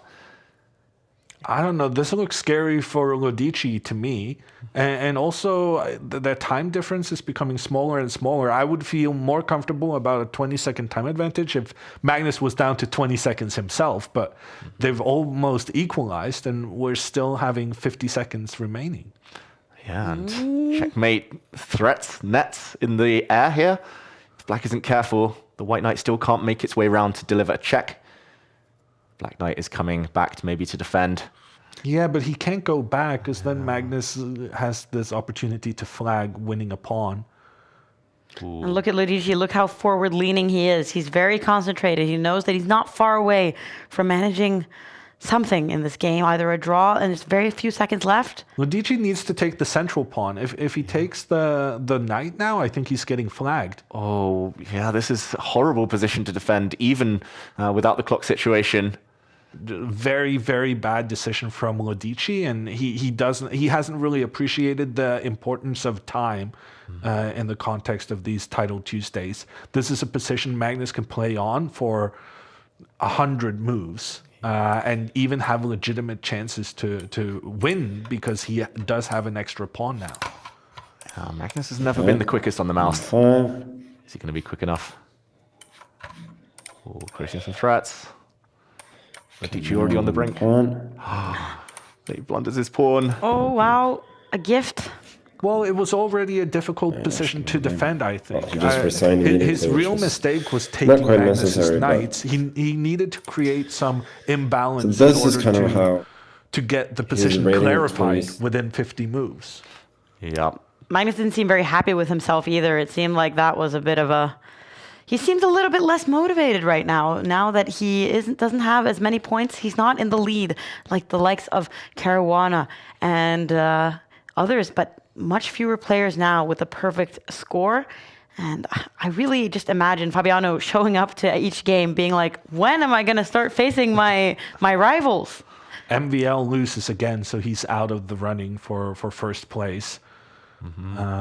Sarana trying to make a comeback. Hikaru gets a win as well. Denis Lazovic losing to Andrew Tang. Looks like the one remaining game, Dubov's about to deliver checkmate with 0 point something seconds on his clock. He does get the win to get to 5.5, just behind the leading pack. And wow, no breaks. Round 7. And Caruana against the famous Kravtsev. He's going to be famous after this. If he wins against Fabiano in this game, then I'll write down his name and remember him. Because right now, these are 2 out of the 3 players with a perfect score in a day that has all of the favorites messing up. And Fabiano playing this variation that he employed at the World Rapid and Blitz Championship many times, including against Magnus. I don't really understand it, why you would put a pawn in front of your bishop, just block it in. It feels like you're trying to play a black opening, just with the white pieces. And already slightly better, according to the evaluation bar for black. White is just going to try and fianchetto, get developed. Not the most ambitious opening in the world from Fabiano. Kravtsev's previous personal best in titled Tuesday history is 8.5 points. Mm-hmm. So he's on track to beat that today. Yeah, we just need 2.5 points from the remaining rounds. And okay, players transposing back into known territory. The Gleck system of the 4 knights variation. But yeah, I don't know. Fabiano keeps playing this opening, and I've still yet to understand the point fully behind it. Maybe he just wants to survive the opening, get a position, and a pawn structure that's very flexible. But already it seems like the Ukrainian Grandmaster, he is slightly better according to the evaluation bar. So it's quite unusual to see that from a player like Caruana so early in an opening with the white pieces. And I did check, he is our generation. He is 1990 as well. Yeah. And a good generation of chess players. Decent generation. Not even generation, just a birth year, right? Birth year, exactly. Incredible the amount of grandmasters born 1990. Yeah, I mean, you could argue Fabiano is the same generation, born 92, but 90 specifically, doing very well.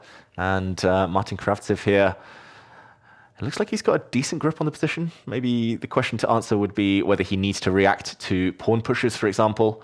Are there threats such as bishop takes knight, followed by a pawn push trying to trap the bishop? There are some tactics there, lots of exchanges. He just ignores everything, just defending his knight with his queen. If I was Kravtsev, I definitely would have moved my bishop into the center and tried to trade off the white bishop pointing down on the diagonal. But I feel like maybe he's saying he wants to make that trade, but he wants to make it on the h3 square instead. And that's why he pushed his queen forward in support of that. Yeah, makes a lot of sense. That would be one of the most natural moves now. Unless Fabiano has a threat, I don't really see one.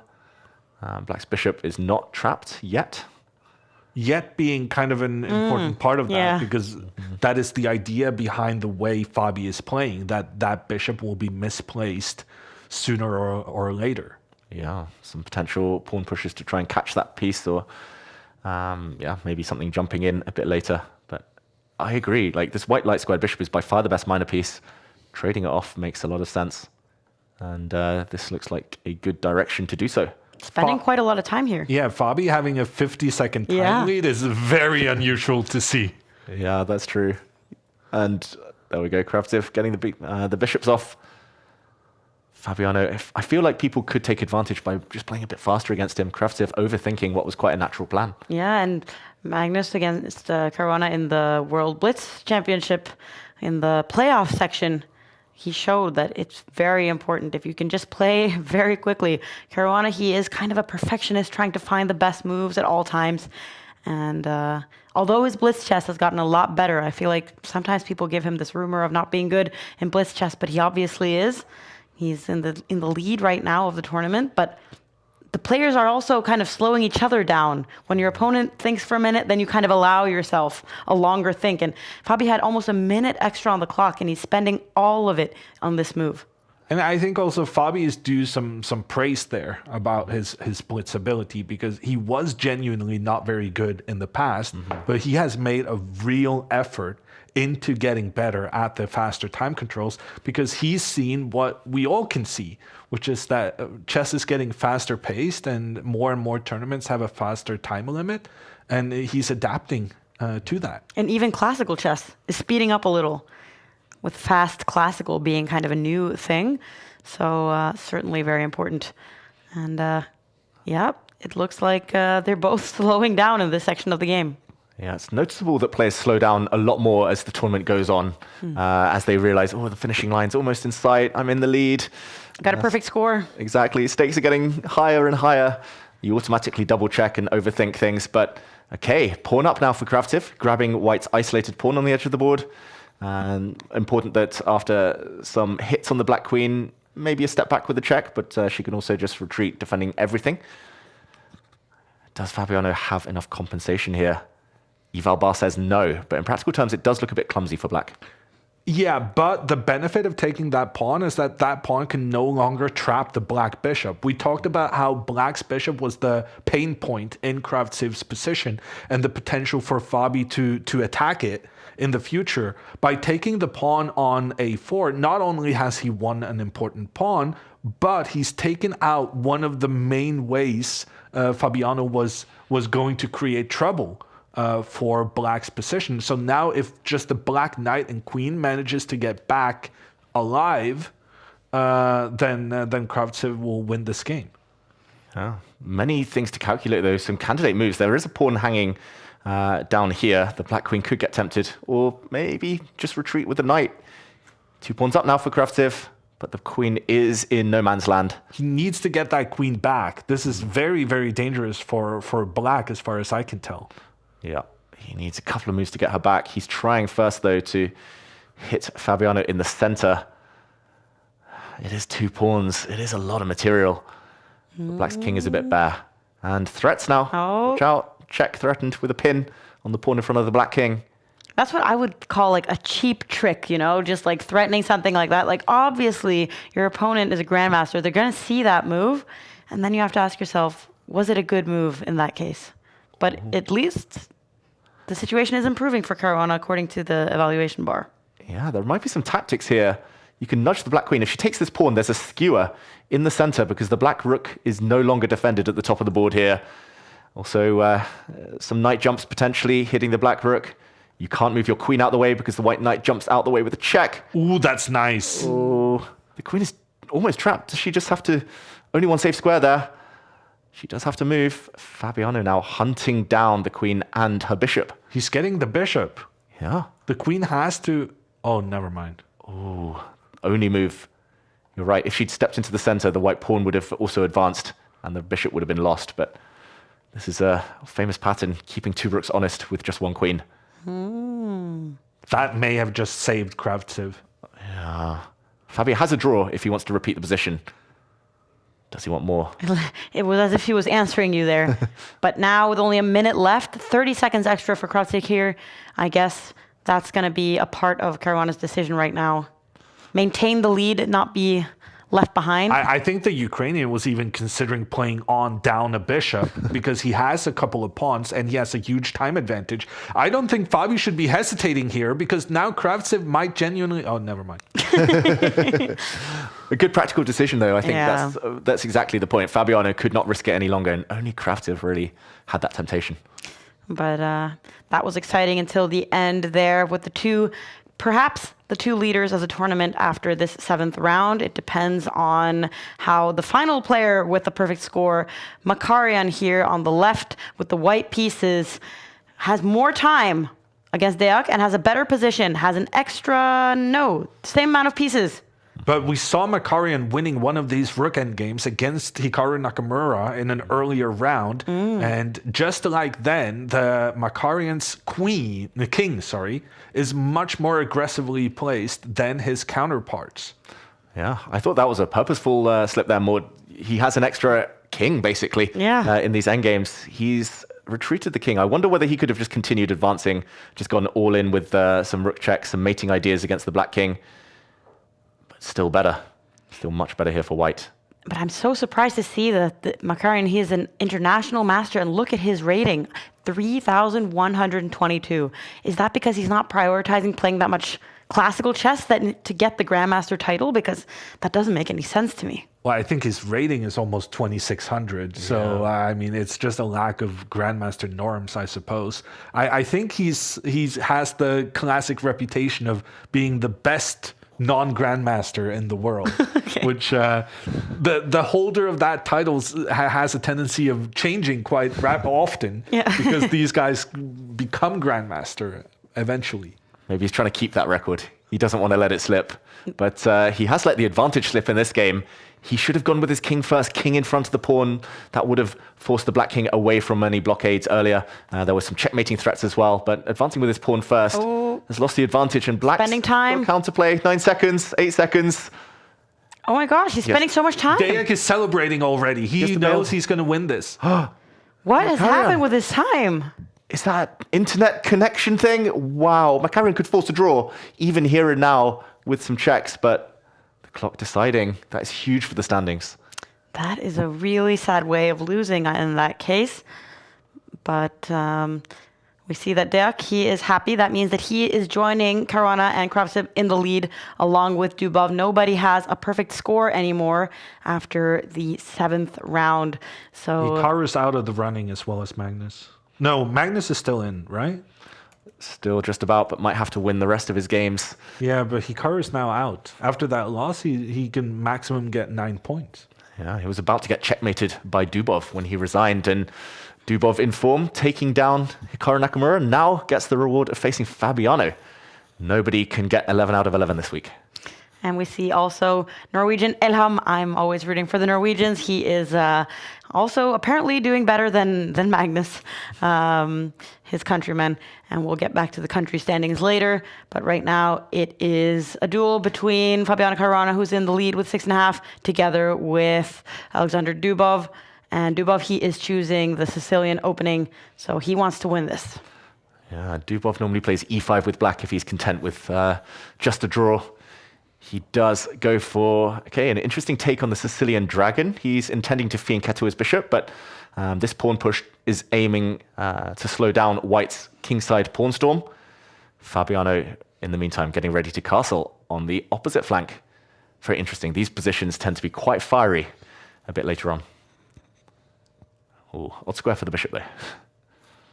I was going to say, I feel like I'm going to start paying attention more to the openings. And I've played this with white, but I'm not sure I would have played the bishop back that way.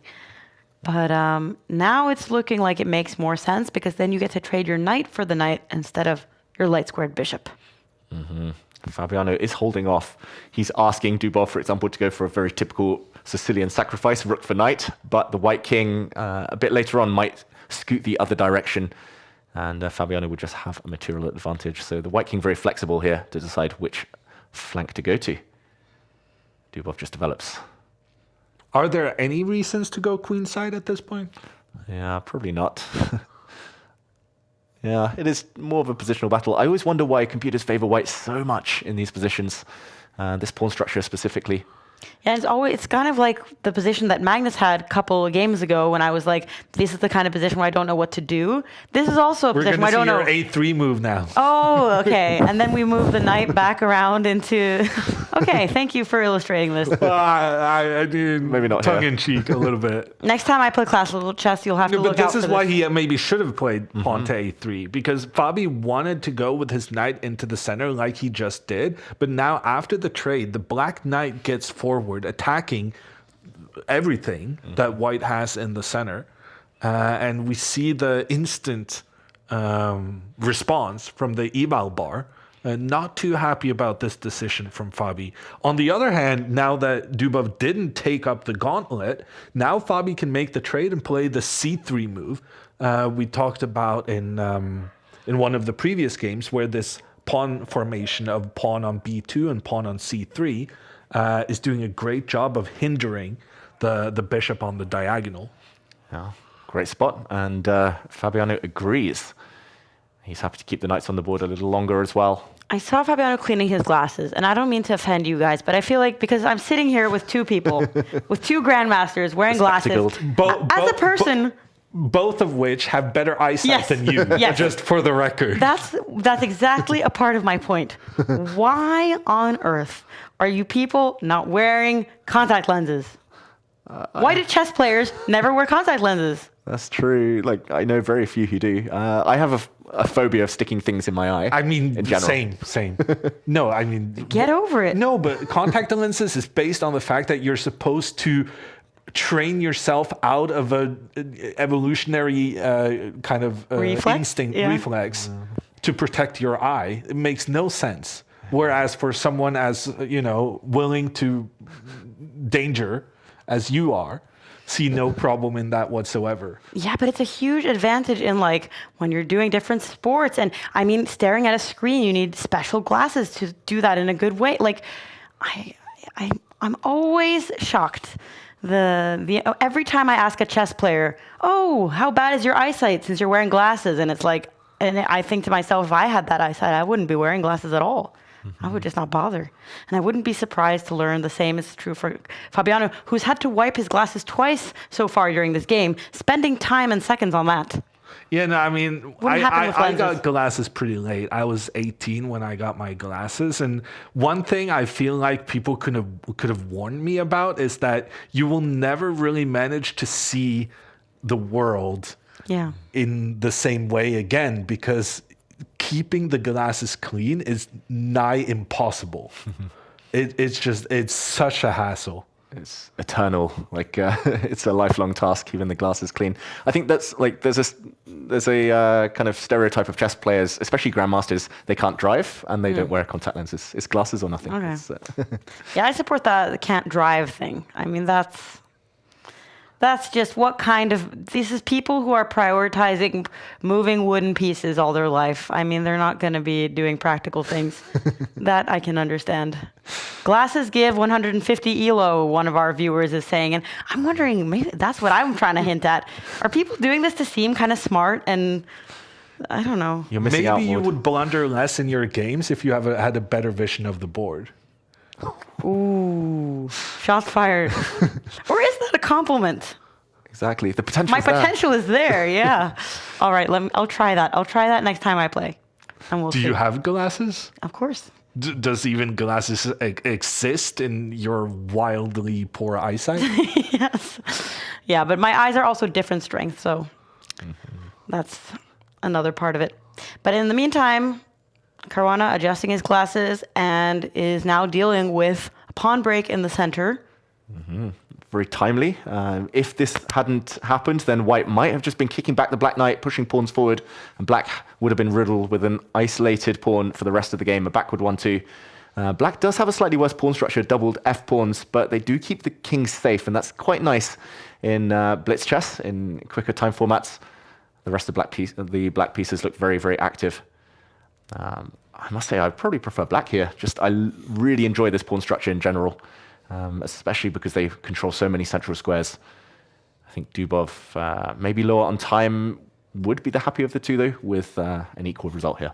I like white's bishop in the center, though. Protected by a pawn, no black pawns can attack it. It seems like it has a very, very long-term, easy future. That is true. Definitely the best piece for white right now. To trade or not to trade, the black rook is being stared at. Okay, the bishop's potentially coming off. Or will Fabiano say no and run away? No, he does exchange. If it's a king and pawn endgame, everything else being exchanged off, white will win with the 3 versus 2 majority. Not that you can really afford to look too far into the future. Yeah, but maybe Caruana can, because he has a lot more time. Fabi also now has the d5 square for his knight. He could potentially try and push his pawn forward and maneuver his knight around. And if he gets, like, the problem of this pawn structure for black, having played it myself as black a couple of times, and the only thing I've realized is that I don't understand what's going on. But these weaknesses along the central file, the d file, is not to be taken too lightly. I'm not sure why the computer is saying it's still completely equal when Dubov is hesitating about taking back the pawn. Yeah, maybe the only alternative. I mean, why would you agree to go into a position of pawn down? What is he thinking about Dubov? He does eventually.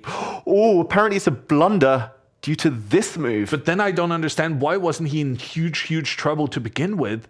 Because now both the pawn on the edge and the knight in the center was under attack. Dubov is going to lose a pawn. Wow. But the main problem here, I mean, it's not good being down a pawn, of course, but he's down a minute on the clock. Yeah, that is by far the more pressing issue here. Dubov saw that queen trade coming. That's why he reluctantly kind of paused there, burnt even more time. Apparently the only way was to play very actively, go for some active pieces and try to come in with his bishops with the queens on. This position with the queens on would be very different. But now Fabiano can try to bully Dubov with the threat of exchanging things. And there we go. He's happy to exchange a bishop for knight. 26 seconds just isn't enough. The bishop is hit. Even if Dubov managed to find some saving plan, he wouldn't be able to execute it in time. This is a winning endgame as well for Fabiano, who's just debating whether to push his pawn or maybe whether to support it with his rook. He supports it now with the rook. I mean, computer says it's almost like Dubov can save it, but with the time situation, there's just no hope, which is part of the reason why I feel like players need to be a bit more attentive to their time usage. And we're in month, 5 of this time control? And people still haven't completely kind of perfected it, in my opinion.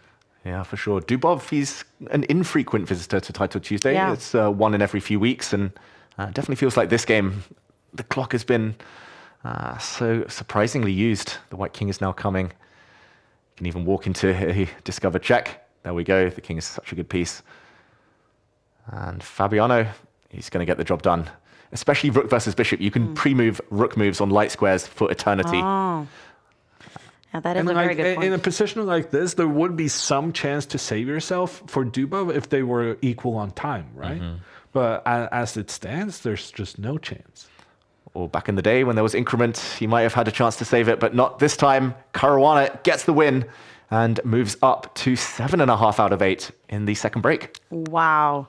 So that was round 8. There are still some players that have seconds left. Do we have time to go and see how anyone is doing? We see that our good friend and colleague, Kravtsev, he also climbs up to 7.5 points against Deak. And we see also a draw between Andrejkin. You want to say something? Yeah, no, very interesting that the two guys in front already played each other. Oh, yeah. So now it's going to be a struggle to kind of see how many points can they get against the rest of the field. But now I see Magnus. I see him for the first time in the standings in a very long time. He has caught up to 6.5 points, meaning he trails the leaders by 1 point. And Hikaru, you said that he lost the second game earlier, so he's out of the running. But this could be an opportunity for Sam Sevian, for Wesley So. There are still so many of these players who haven't won a Title Tuesday since they changed the format and removed the increment. But let's get ready for the final 3 rounds of Title Tuesday.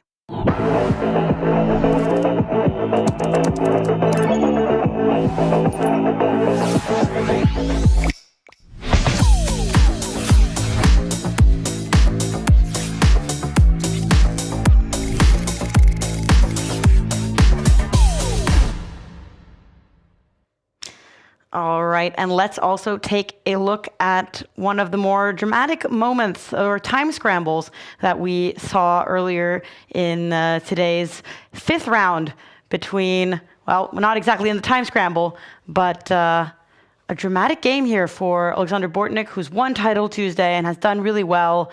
But there was chaos and there were pieces that could be taken in every single direction. Exactly. It was a real tactical battle. Lots of skirmishes here, overworked pieces, stuff hanging, Black's bishop on the edge of the board hanging, the knight in the center as well. And ultimately, it was Bortnik unable to keep things together. He spent a lot of time on this move and the next few moves. And Kokoulos Arditis, the Greek grandmaster, was able to navigate the complications really well, eventually landing an attack on the dark squares. Black's dark square bishop, queen, rooks, knight coming in, and a nice sacrifice here at the end with some checks and mates incoming. Settled it. 18 seconds was enough.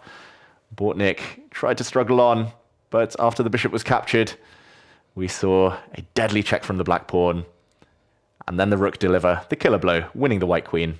2 queens appeared, and Bortnik was forced to resign. And it's always interesting to see like in those final moments when the Greek Grandmaster has 20 seconds left and he starts looking for the mate in twos, mate in threes, and you're not finding them, and you're like, should I just make moves or should I keep on looking and trying to find the correct way to end this game? So that was difficult for him. And also, when you finish with only seconds left on the clock, you're almost immediately thrown into the next game. Yeah, no, there's no rest for the wicked. The Title Tuesday format is a very, very intense one. And, you get tough opponents every single round. And I said at the beginning of the tournament that it's a lot to do about how you react to an unfortunate result or even an unfortunate move. And that perseverance has been good for the top guys. And one way, I guess, you could kind of try to pay attention a little bit, like how good are you at overcoming a bad streak of losses, is to use the Take app. Because right now I am sharing my screen, and what I wanted to show you guys today is something that I did not believe. I thought it was a bug in the app. Because, David, when I visited your profile, Oh, no. and you said that you were sick, what did I see? I saw, under all the activity, I saw more games than I have played probably in the past year. You played in a single day. Look at this. Look at how many games David played. And how many hours was this, David? So I was unwell. I was in bed. I was bedbound, but I had my phone with me. I played for 9 hours without taking a break, without finding food, without visiting the bathroom. Don't try it at home, everyone. It's not healthy. But chess is addictive. And with the Take app, I was able to analyze things afterwards. All my friends and colleagues also saw this, which was the downside. And as you see there, shaming me. But it was a lot of fun. Even Ella Carlsen getting involved. There we go. Yeah, that's very funny. And do you feel like you become any better at like overcoming when you lose a couple of games in a row? Are you not tempted to at any point just say, okay, I'm done playing? The temptation's always there. And in the back of your mind, you should be doing the right thing, putting the phone down. But we're chess addicts for a reason, right? I think we've all been there at some point. And I also think it's fun when you have kind of played 105 games while sick. It's kind of fun to show people that you did. So in the Take app, which you see the QR code for in the top left corner, I had to guess which side that was. You can also join and comment on David's crazy afternoon sessions, Flag City, all-night blunder marathon from my sick bed. It's a lot of fun updates. So you can join that in the QR code. Yeah, I also noticed you can follow Magnus. He has a profile there. His first game today, the Queen Sacrifice, the position he was mated, that's already on the app. You can see anytime he's live, anytime he's playing online on chess.com or on Lichess. And right now he is getting ready. We see that he is in 16th place, and there's only about 30 seconds until the next round. Final 3 rounds now. What kind of ambition should Sam Sevian, should Caruana, should Kravtsev, to not forget him? I mean, this could be his opportunity of a lifetime to win Title Tuesday. Yeah, I just no short draws. You got to fight it out. You got to be the deserving victor, and try to play good moves. It's a difficult thing, playing good chess moves over and over again, especially against other players who've performed well so far. But that's the recipe for success. Yeah, this is the time to be a hero. There's still some surprise names on here. I don't know the Uzbek player Suyarov very well. He's in the chasing pack. Madavi is a young Iranian player, but this feels like one of the most open weeks in the split so far. I could still imagine anyone on 6.5 also winning. But here we go, we get the pairings, and it's Sam Sevian's opportunity to strike against Caruana. Kravtsev plays Suyarov. Oh, big opportunity for him as well. Yeah, and like you said, they've already played each other, some of these top guys. But this is 2 top guys that know each other very well, both representing the United States, have known each other all their lives. They must know each other's openings in and out as well.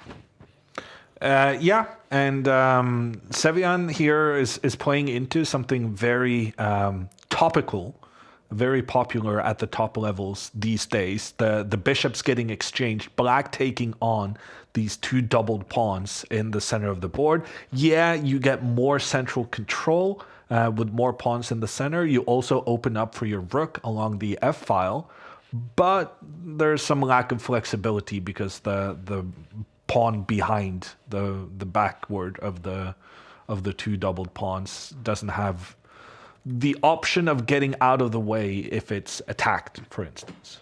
Yeah, and black's bishop is also passively placed, tends to be a bit of a bystander in the next phase of the middle game. We'll see Sam Sevian maneuver his knights around, protecting his king, just in case Fabiano did want to use that semi-open line as a bit of a springboard. We see a knight trade offered.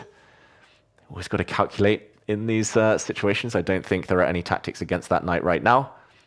But white does have a space advantage on the opposite flank. If white survives, the later middle games, the end games, they tend to be in white's favor. And Sam Sevian also wearing glasses today. Another player proving my point. What is the strength of your eyesight? What is your point at this point? That good chess players have glasses? Because in that case, the point isn't working out in your favor.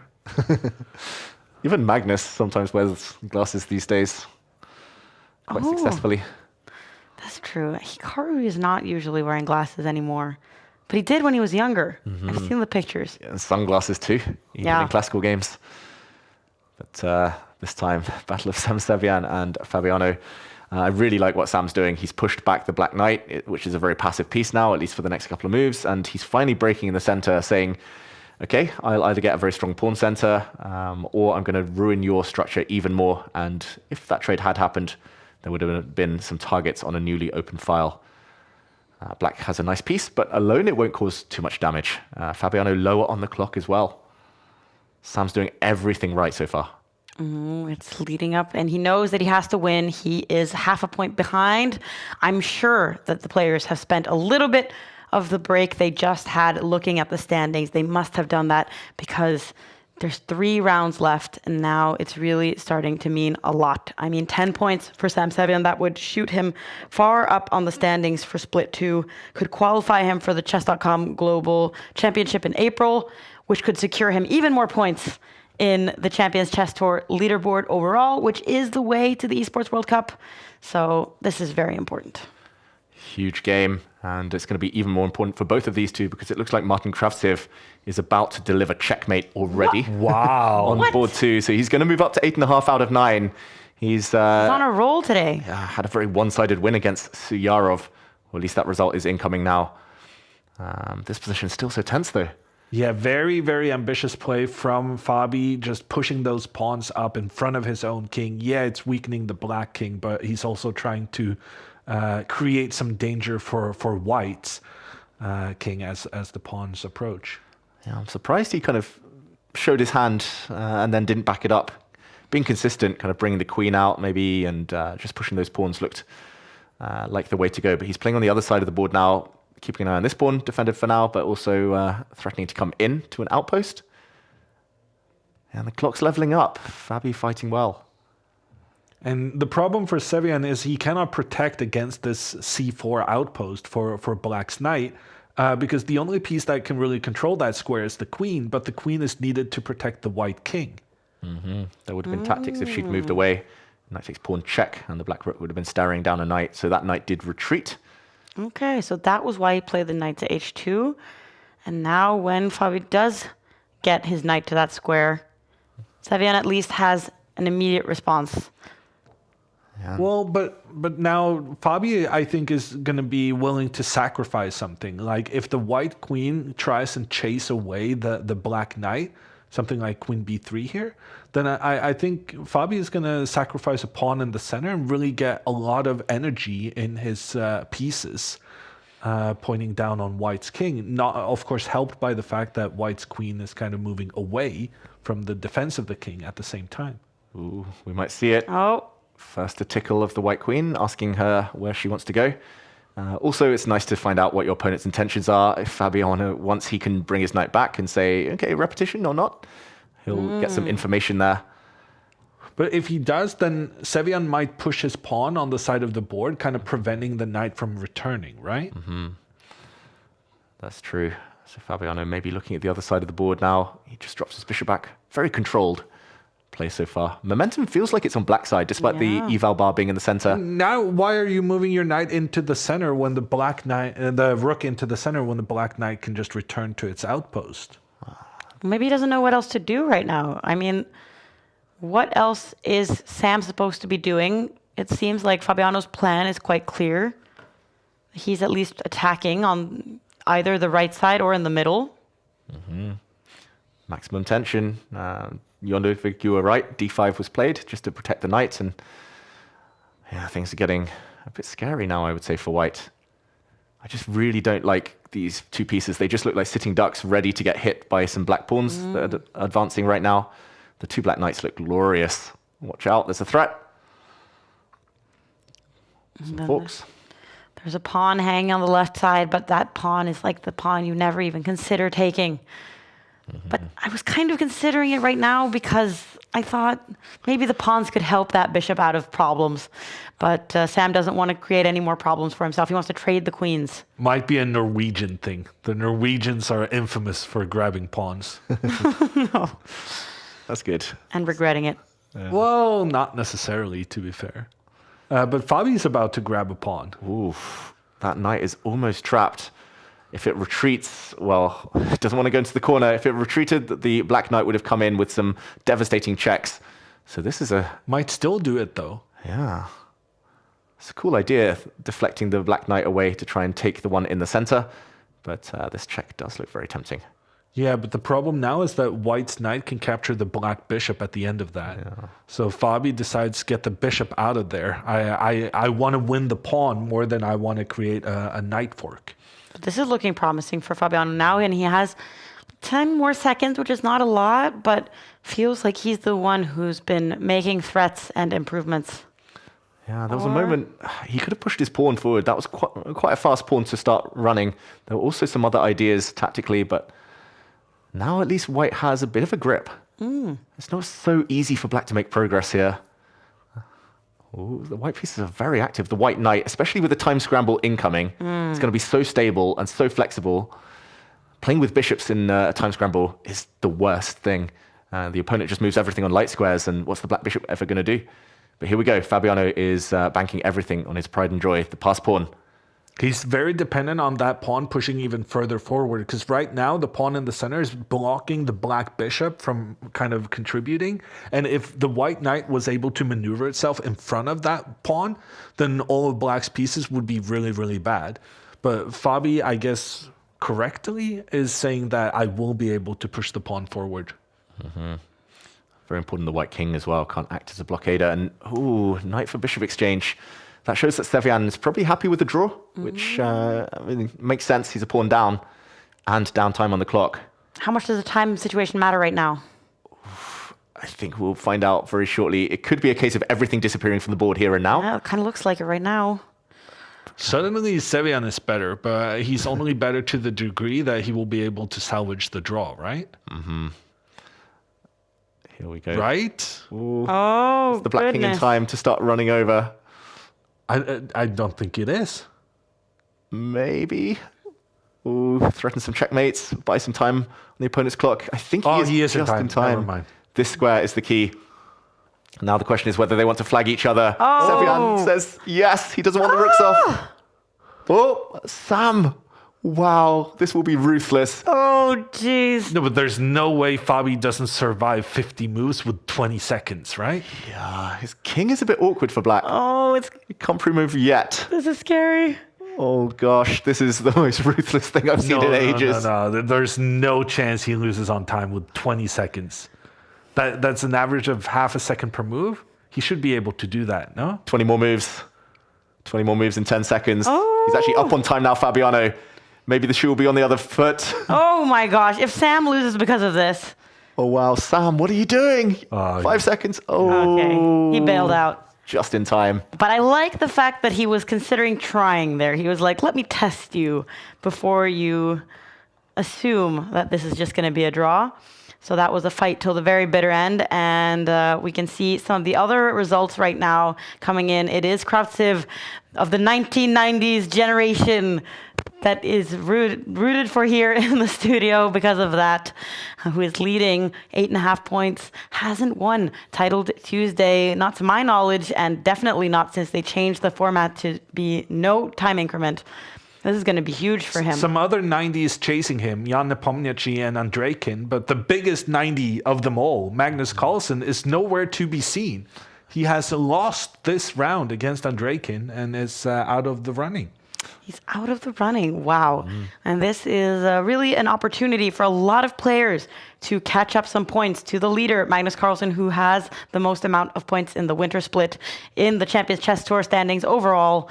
And this is an opportunity to catch up 10 points if used correctly. So we are going to be following Alexei Sarana, who has won Title Tuesday several times in his life, against Fabiano, who's having a good day.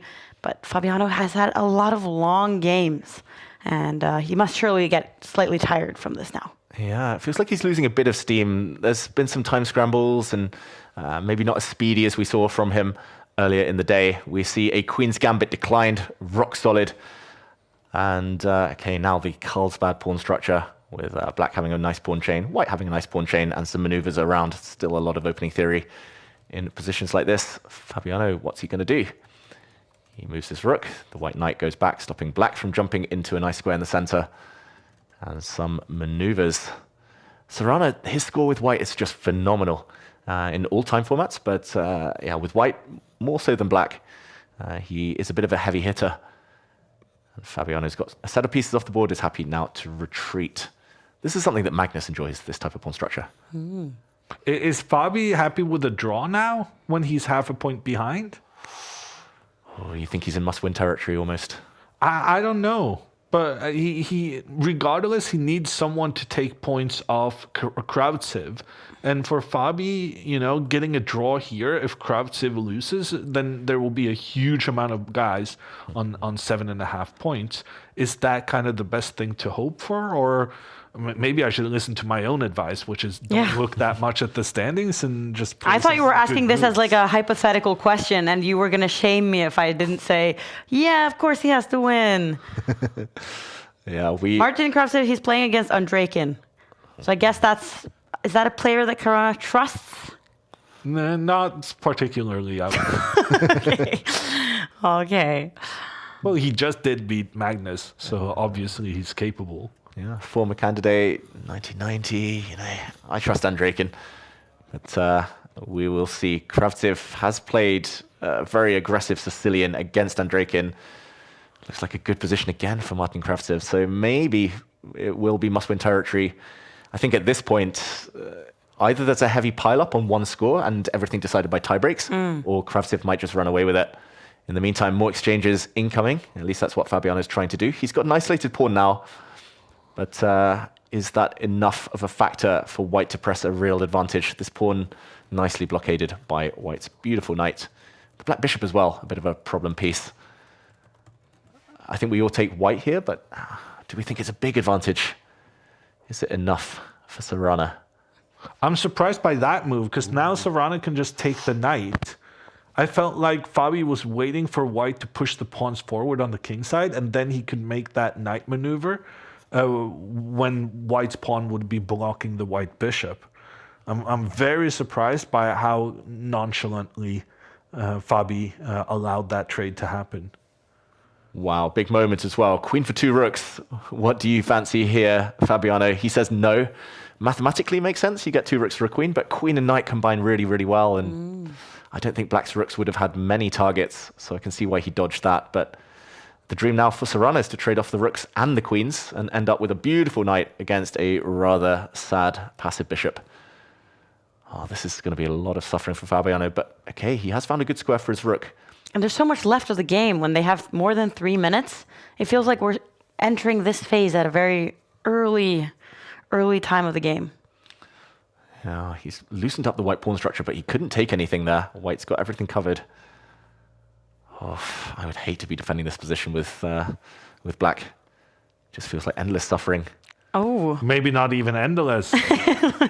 Maybe very short and immediate suffering. sweet. Oh, wait, why would you not go in with your queen there? He was maybe worried about the pawn on a3. No, that doesn't make any sense. Yeah, that looked like a very healthy move. I'm surprised Fabi didn't make this queen check a move earlier. Because it's kind of awkward to deal with for Serrana. Tickling Serrana there, saying, okay, are you going to make progress? He's continuing to attack a3 and e3, 2 pawns. White queen's back where it came from. Will he get a second opportunity to come in a bit later? Fabiano might be wanting to block that at some point. And I'm realizing this point you had, David, about the fact that maybe the knights are a bigger advantage, specifically in these kind of speed chess formats when there's no increment, where they're more unpredictable, and then the bishops. Okay, well now they're traded off. I think David makes a really, really good point when he says that. Yeah. And then it kind of, I'm surprised by seeing these players trading the knight off for the bishop, both here, Serrana, but also in the previous move with Sevian. Sevian. I thought David's point was so good that it surprises me that these top players are not more considerate of that aspect. Yeah. They're still playing great moves, but yeah, it's a practical thing. It's half an eye on the clock. It's this format that we're watching every single week, and patterns do emerge. And maybe they're also used to it from like when they play with in classical tournaments and other things, then often the bishop can be better than the knight in certain endgames with pawns on each side. And then they're not really thinking about the fact that I'm going into a time scramble here. They're just trying to play the best move objectively. And in this case, maybe Serrana thought, okay, now I've weakened your pawn structure quite a bit. And it seems a little bit difficult for Fabi to make any progress. Well, Fabi's not making any progress. The question is whether Serrana can, and right now it looks as though he cannot. Yeah, just no pawn breaks. That's the issue. Like the queen can target pawns, but the black queen would just defend those. At some point, maybe a queen exchange with the white king rushing into the center is the goal. So you might be contemplating moves like this one, just asking for the queen exchange. But unless you're 100% sure, unless you can calculate, which apparently he did there, then you don't really want to risk it. Fabi is happy to go passive. Objectively, I don't think it's changed the knight for bishop exchange. It's still only white can win, really unpleasant to defend for black. But yeah, maybe it's just too one-dimensional for white now, just with the queen alone. Oh, and Andreykin has a bit of an advantage in the other very important game with Martin Kartsev, who is in the lead with 8.5 ahead of these two guys. And obviously they can't be checking that game during this game. Another huge difference between online speed chess and a tournament where you might sneak a peek to the neighboring table and see how is it going over there with a round left. Well, I think everyone's cheering for Andreykin, who will blow the field wide open. Better that he gets the win than Kravtsev, of course. Tie breaks Andreykin. He's coming up now into the lead. I don't think they'll be as good as Kravtsev, who's already been there for a long, long time. Oh, Fabiano's getting active now, and it feels like there might be some perpetual checks. Watch out if black gets a pawn forward. There might be even checkmating ideas against the white king. Whoa. Might be time to bail out for Serrana, low on the clock as well. Yeah, that knight for bishop exchange just felt like it just fizzled out immediately. And now he's really having a think, and he does not look happy, Serrana. He looks like he's Gonna bail out with a draw. And Andreykin has won, which means that he also joins Kravtsev at 8.5 points. And one of these two players, if they win, they'll be in the lead alone. Oh, big moment for these two. It does look like a draw is the most natural result, though, especially body language for Serrana. Watch out. Oh, there was a checkmate threatened. The white king steps back. And this is going to be a draw now by perpetual. Neither side really can hope to win. And there we go. It is a draw. Very, very balanced game. But Serrana probably the one with the more missed opportunities and regrets. Very exciting now to see the standings. And the standings will show that there are now 4 players at 8.5 points, but Nepo could also join them if he wins this game. He has a lot more time, but what is the position? What is going on here? He's up a pawn, and there's some more threats against the white king than black's, as far as I can tell. Yeah, this should be a draw with best play, but Hikaru, you mentioned it earlier, Jon Ludwig, like the clock situation worrying for him. Watch out. There's some discover check ideas against the king. It feels like even if you survive the position, you'll end up with rook versus rook and maybe just get flagged. Nepo could definitely be merciless here. Try and keep the game going as long as possible. He looks determined, but he's spending his time right now. Tactics in the air. Okay. Now black is winning, apparently. Where is the killer blow? Oh, he's just going to promote. He's just going to make a new queen. Discover check also threatened. There's no perpetual. The black king has to find somewhere to hide. Where does it go? He sneaks forward. He's asking the rook to continue chasing it, but he's going to move towards the white Look at rook. his expression. Nepo's winning. He knows it. New queen incoming. He's starting to dance. He's just got to dodge. Feels like the checks are drying up. One more check and the king is going to snake its way back to safety. Nepo relaxes. Hikaru loses on time. Wow. Wow. Hikaru, Magnus just not quite at their best today. And that means look at the top of the standings. It is really anyone's tournament with one round left. And let's maybe see how Sevian ends up in his game. It looks like he is going to win against Volkidov. And that would also mean that Sevian joins the 8.5 pack of players. So, ooh. Sevian is winning, but he's got 3 seconds. I think he's going to win. Volkidov didn't even try to flag Sevian in that remaining game. And there we go.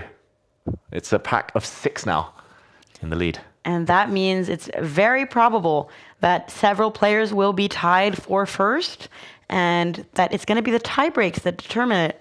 And the tie breaks in Title Tuesday, Jon Ludvig, I mean, there's a lot of players who drop out during the tournament because it is online, you're playing from home. How do you think it's going to affect the winner? I have very strong opinions about the tie breaks on the chess.com online tournaments. I think they're making a mistake in not having what's called the progressive tie break, which I know was used in the youth championships when we were young, David. Yeah. So I'm sure you have some emotions about that system. But basically, it rewards you for scoring points early in the tournament because you then assume that the earlier you scored your points, the more difficult opponents you got later on. Yeah, I'm so used to the chess.com tiebreaks these days, but I agree. I have kind of traumatic memories of junior tiebreaks where I was always the victim, it felt like, of starting slowly and only getting the wins later. But it did feel fair. I never really saw anything objectively wrong with it. There's also pairing systems where colors are kind of neglected over scores and ratings in Title Tuesday. It's always favoring the kind of higher rated player to upfloat. Several upfloats in a row sometimes. I saw some posts about that too. In the meantime, we see a clash between Caruana and Duda, 2 of the leaders. 2 biggest names, I would say. Yeah, because Duda, he's not even leading. Oh, he's not even leading. Oh, what? Never mind. Oh, so there's 6 players. This is board 3. There's 6 players on 8.5 points. Yeah. But he's had an upfloat, and Kravtsev is the one to drop down to play Jeffrey Zhang. Wow, and it's also because a lot of the players in the top, they've met each other already. So it was a little bit of a jumble to find someone that could play against Fabiano, who's played so many of these other guys. He's played against Sam, he's played against Sarana, he's played against Kravtsev. Caruana must have pretty good tiebreaks, but we can actually see online that it's Kravtsev who has the best tiebreaks of all of them, but only by a couple of points. So everything that happens in this round will mean something. Yeah, you could even get unlucky and a couple of your former opponents drop out. Yes. And you don't get those points. In the meantime, we've seen a bit of an odd Nimzo Indian.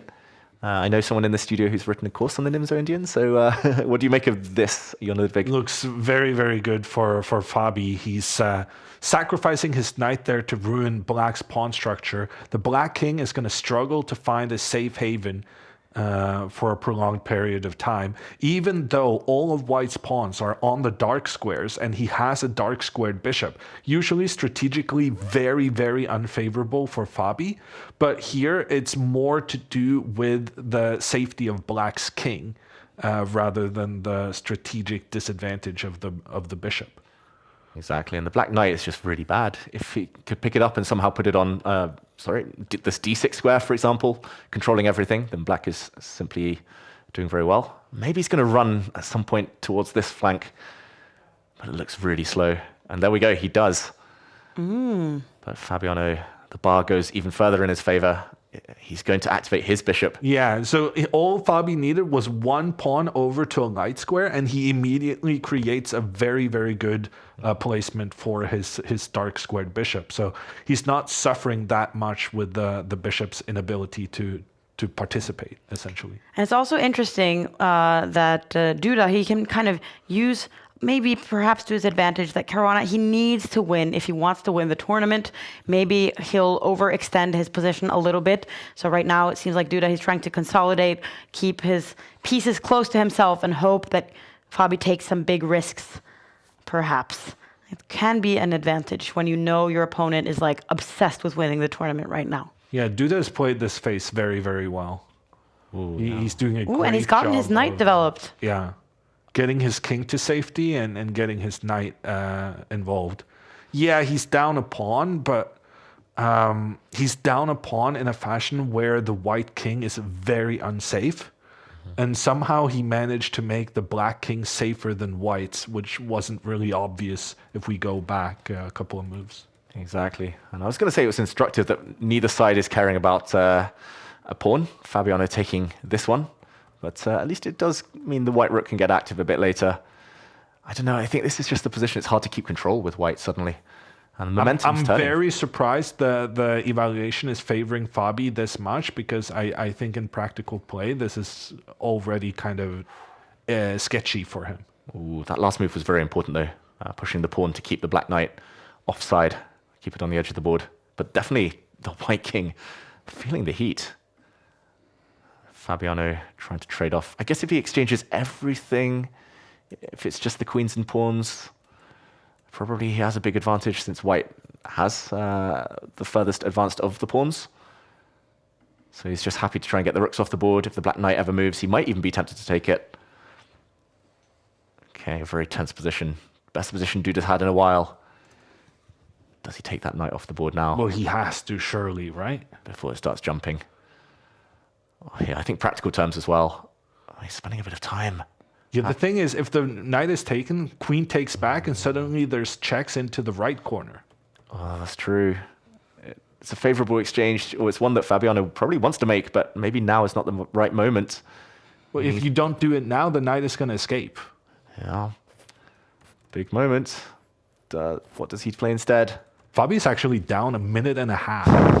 It's too slow. Oh gosh, and he's shaking his head. Ooh, he pushes a pawn. He's saying, please take me, but then the queen will be slightly offside and maybe some tactics based on taking the knight.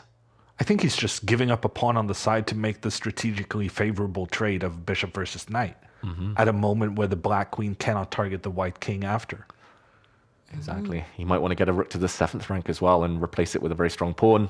Magnus has won his game, but that means he ends up at 8 out of 11. Probably not even good enough for a top 10 finish. Oof. Yeah, a good score for most mortals, but for Magnus, disappointment. He wasn't fully healthy. We heard some coughing earlier, so maybe that's why. But I think it just started in round 1, that trend, blundering checkmate in 1, getting back to 8 out of 11 is a decent. It's very rare. I feel like Magnus, often when he makes like a big mistake like that, he can get very angry at himself or frustrated. And we've seen it so many times, his reactions. And the fact that he just kind of laughed it off, I almost took that as like a bad omen, that it's like he's kind of in a carefree mood today.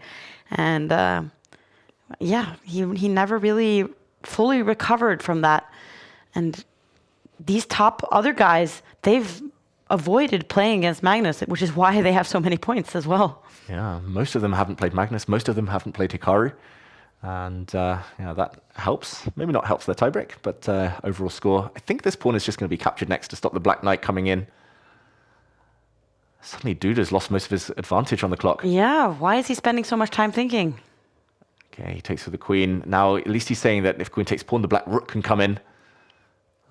Okay, Fabiano allows it anyway. Rook check can just be blocked by the white bishop. Or, wow, he runs with his king. Even braver, even stronger. No time for black to do anything here. Queen check, white can just dodge. And the central pawn is hanging. He's winning now, Fabiano, according to the evaluation bar. Wow. I think he's actually found the most difficult moves. At some point, the White King might even start sprinting forward. Yeah, and just pretend that triple pawn is kind of a castled king rotated 90 degrees and pretend like it's safe there. Oh, he's got the opportunity again. We were talking about this earlier. Equal clocks. Crazy, considering how much extra time Duda had earlier in this game. Okay, Fabiano closes things in, but okay, not a good move apparently. Maybe Black has some counterplay now. Wait, whoops. What are you doing against this idea? Does the White King have to now start running forward? But there might be a check. Fabiano took his eye off the ball for one move. Oh, gosh. But he can just keep running up, right? He has to. I think he just... Whoa, he has to run. He takes the knight off the board first. There's been a draw between Jan Nepomniachtchi and Alexei Sarana, so they move on to 9 points. They can be leapfrogged. Martin Kravtsov is losing right now against Jeffrey Jeong. And Fabiano, has he... Oh, he's shaking his head. He's shaking his head. Now the White King cannot move forward. There would have been a skewer on the Queen and King. Now the cage is closed around his king.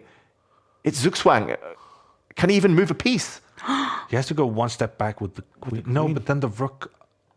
Then the rook can It's come and just grab the over. pawn. He's trapped himself in the clock as well. Fabiano lost control. He was totally winning just a handful of moves ago. No, and he would have won the entire title Tuesday. Duda so consistent. Now this would be a crunching move.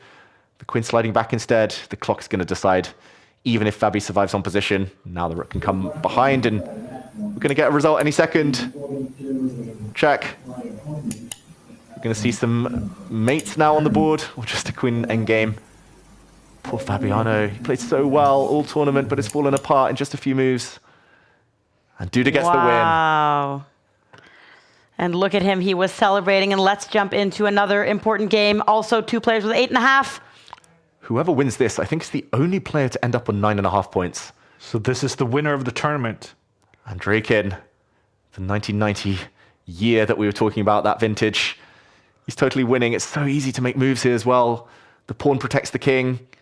I feel like Andrejkin kind of deserves it by beating Magnus in the previous round. He's one of the only ones who played Magnus among the top guys. Exactly. He's moving in as well for a checkmate. It's about to come, but Sam Sevian's going to lose on time, and Andrejkin with a fist pump. He reaches 9.5.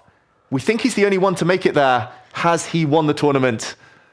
It looks like it. It looks like he's the only one. We thought there were going to be a huge amount of players on 9.5 points, given that there were 4 games going where the winner could get that score. But only one player makes it happen.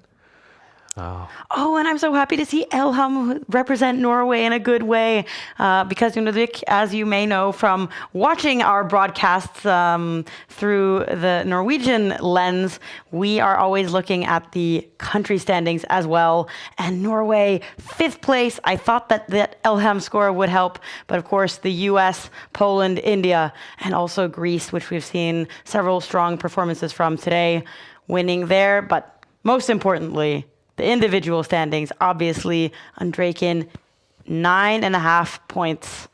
Wow. And Hikaru and Magnus, nowhere to be seen. Yeah, it's funny. This split, it feels like when Magnus has an off week, it's obviously a golden opportunity for Hikaru, but he tends to have an off week at the same time. Something was off with those two. Yeah, of course, they're super consistent. They'll be back. They'll be at the top of the table, but it is Andrejkin's moment. And some other big names joining. MVL with a late surge. Nepo, we saw him approach the top at the end. And Arjun Aragaisi as well, after a tough start, joining the pack on 9. But 9.5, it's the magic number. We see it every single week now. And it's also kind of sad for Fabiano that he was doing so well for so much of the tournament. He's only going to get 1 measly point for the standings.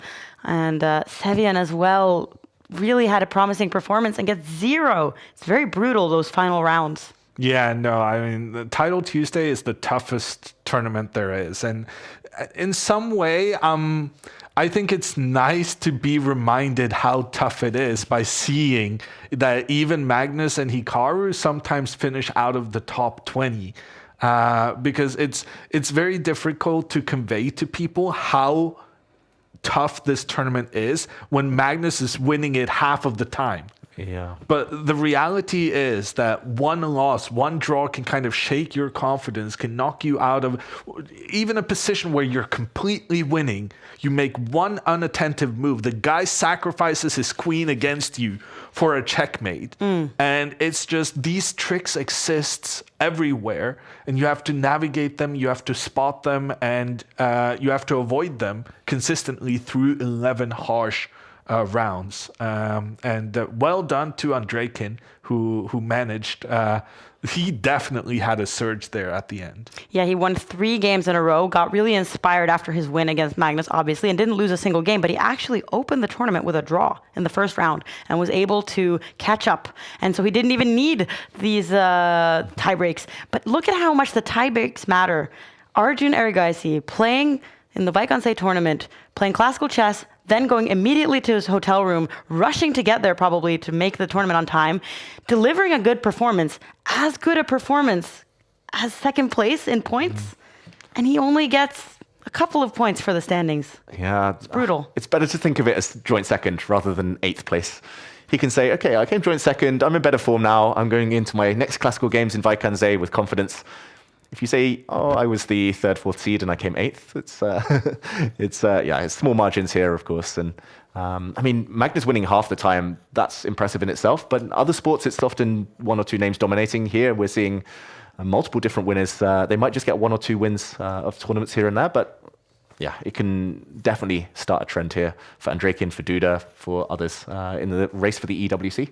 And so we will not be hearing from Andrejkin, but we're hoping to hear from second place Duda very soon. He ended up winning a fantastic, well, not really a fantastic game. That's not the right way to describe what happened against Caruana. Well, I do think his defensive effort was very, very good. And even though the eval bar was always in Fabi's favor, we emphasized that Black's king was safer than White's. And in the end, that is what decided it in Duda's favor.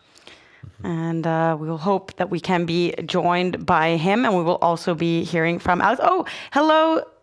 Can you hear us, Jan Krzysztof? Yeah, hello. Sure. Okay, I can't hear you, but maybe that's my fault. Maybe we can have Jon Ludvig, if you can hear him. Maybe you can talk. I can hear you. Congratulations on that very, very tricky final game against Fabi. What were your thoughts there out of the opening? Well, I didn't have a very good score, in the, let's say, middle of the tournament, and I didn't expect to get, any good place. Because I didn't check, the results before, in the last couple of rounds. And yeah, when I played Fabi, I realized that, it could be something. But, it's just have to play and not think twice, Yeah, in opening, I think I played the C6, which was pretty bad. Because, I wanted to play, Bishop D6 94, but I don't think I was on time. And... yeah, I wasn't very keen on my position. Your king was in some trouble, but you managed to kind of get it out of the way and still keeping kind of the tension in the situation. Yeah, I had to do something, I couldn't really castle, so I had to castle by hand. And Jan Krzysztof, you lost in round 4. Were you at that point kind of... were you thinking, oh no, that was an early round to lose? Did you lose your motivation? Because you were really able to make quite the comeback in those final 4 rounds, winning all of them. Yeah, you never know what you are going to get in the Start Tuesdays. Sometimes you just tend to win a lot of games, and sometimes you lose some game here and there. Of course, it was very unfortunate. Also, I think it was 6th round in which I got flagged. So, as said, I didn't really expect, any good result, and just continued to play. And I was fortunate enough, to win a lot of games and also have a good tiebreaker, which is kind of surprising, to be honest, because usually, I have better second tiebreaker, but the first one usually sucks, so. And you had the best tiebreak of 6 or 7 players that all had 9 points. I mean, it's quite the difference, the points that gives you to the Champions Chess Tour standings. Yeah, sure. Yeah, usually as said, I'm on an inferior side, so yeah, it's nice to be to have a good one, and yeah, it's just fortunate, nothing more. And did you ever notice during the tournament that both Hikaru and Magnus had a pretty tough tournament today? Do you ever check the standings in the breaks? Yeah, I checked like maybe before round 7, to be honest, and yeah, I saw Hikaru was. We had like similar score, and Magnus was ahead, I think, like half a point, but then he lost one break in. I saw the end game, so you just have to play and don't really look for your rivals because. Basically, you have to win games. That's all you can have, all you can, And you won 9 games all to today. have. You won 9 games, which is very impressive. And usually, if you just get that last draw, that would be enough to win the tournament. But congratulations on second place and a lot more points and increasing your probability to get to the Esports World Cup. Thank you. All right, that was Jan Krzysztof that got second place in front of a field of players, David, with 9 points. But he had good tie breaks despite losing in the 4th round. Really says something about how tipsy-turny this tournament kind of was. Exactly. It's never easy. It's kind of just finding those tricky moves and defending difficult positions in those key crunch final rounds. Duda, he's been fantastic this whole winter split. He's always been up there. This is not the first time he's been in the top few spots. And it feels like he's a bit calmer now. There was a time when he wasn't enjoying it so much, but it feels like he's really embracing Title Tuesday each week. And let's take a look at one of the top moments from those last rounds where we saw 2 great players in a pretty crazy rook ending here where the time was really the determining factor. Exactly. This was a case of Jan Nepomniachtchi with double Hikaru's time and an extra pawn on the board, finding one last trick to get his famous opponent into making this key mistake. There we see the bar turn all black. Now black is winning by dodging the checks. There's a queen incoming. Black's about to make a new queen. And unfortunately for Hikaru, he wasn't in time to give perpetual check. Nepo here finding the key move, zigzagging his way out of danger and winning on board and clock. And it was very dramatic, those final seconds, but the time here, Jon Ludvig, that's everything in Title Tuesday. Yeah, the time when they get down to seconds, just it didn't really matter whether Nepo found all the right moves to get away from the checks, it feels like, because instead, at the end there, he was going to lose on time regardless. And we are joined here in the studio by Alex Banzea. You have been playing from the streaming room today. You won your last game, so congratulations on that. Thank you. Yes. It's been a tough event. I had a good start, but then one game got away in time scramble, and then kind of the tournament fell down like a house of cards. So this is truly the strongest online tournament in the world, and I felt it today. But did you know that after 4 rounds, you had the same amount of points as Hikaru and Magnus? You had 3 points out of 4. I didn't have time to check because I always had some scramble, but I had a good start. Then I think they ended up better than me, though. I can bet on that. Yeah, you can bet on that, but they didn't do as well as they're doing. And we were talking about the fact that in this field with so many strong grandmasters, it's very difficult to predict who is going to consistently place among the top 10 players. And you're an international master. There are a lot of good title players in this tournament. Yes, I was surprised today. Even one of my opponents, a candidate master, had very good opening knowledge and just got me under pressure early. So what you expect to be an easy game, you're playing against somebody that plays like a grandmaster undercover.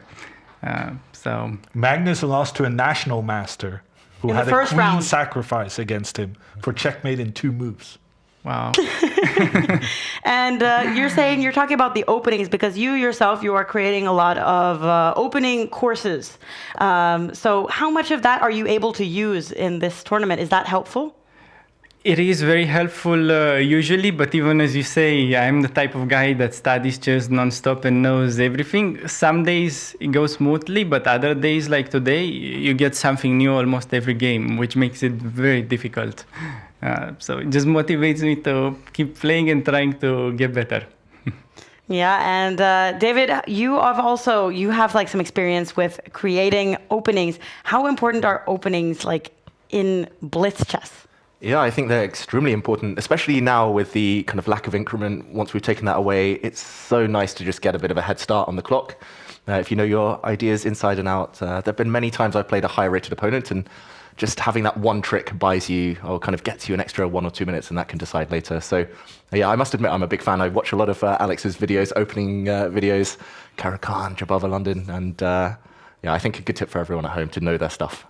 And you have a YouTube channel, and you're doing a lot of chess content. But are you doing a lot of streaming as well? Was that like was that a new experience for you to be sharing your thoughts during the entire tournament? I don't stream this specific tournament very often just because of how difficult it is and how impactful it is on your play. Every second really matters. So I usually do educational content, but it's very difficult against these guys to also do the commentary. But okay, even though I didn't have such a good tournament today, the big win is that I get to sit around some of my chess idols here. So it's really the best experience to be around you. Oh, that's very nice to hear. We're going to take a look at the split 2 standings, which we now can say that, I mean, Magnus, who's been leading, doesn't get anything. Sam Sevian, who was doing so well this entire tournament, got nothing. He got 11th place, so he gets 0 points. And then you have some players that kind of came out of nowhere. Andrejkin winning his last 3 rounds in a row. He gets 10 points, and he suddenly shoots up into the top 10, knocking somebody out. So, yeah, a lot can happen in one tournament. Exactly. Maxime Vachier-Lagrave as well, starting badly, coming up and getting 5 points. I think we'll see lots of changes in these standings over the next few weeks and even into the next split. Magnus likely, well, he's guaranteed in the EWC. Hikaru's likely there as well. Denis Lazovic has a chance in the Speed Chess Championship. So the field is really open. Huge prize, Esports World Cup. And it's clear the top players are turning up because they see that opportunity. But it's amazing that they're turning up, but they're not even getting any points. Because when we take a look at the Champions Chess Tour standings overall, all splits included, Magnus already qualified, as you mentioned, David, because he won last year's edition. But these other guys, it's very important for them to get the points. And Serrana, Andrejkin now actually passing Maxime Vachier-Lagrave and entering one of the qualification spots. Had it just been over today, he would have been qualified. So a lot can happen in a single tournament. And Alex, you watched the Esports World Cup. I mean, that is like... that is the dream of all these players. Do you have a dream of playing there someday? No, not now. Maybe in 5 years. In 5 years. Something. My dream is to just focus on the educational part, and maybe one day when I'm like 30 and have no worries, to start playing against the kids. To be, we have the same amount of time, energy. I can focus against them. But for now, just the educational part. That is very understandable. But anyways, thank you to everyone who has been watching today. It was a very exciting Tuesday, and we are going to be ready again for next week. See you then. Whoa. Oh my God. Magnus has blundered. Checkmate. That's checkmate. That is going to be the best moment of Bynum's career so far. Good game. Ooh, 6 seconds though. Oh, that feels wrong. That feels so wrong. And okay, he's swapping up the queens. And look, Magnus, what is this expression? So sluggish. Oh gosh, he's not happy with himself in this game. What is he thinking about Dubov? He does eventually. Oh, apparently it's a blunder due to this move. Dubov saw that queen trade coming. That's why he reluctantly kind of paused there. Here we go.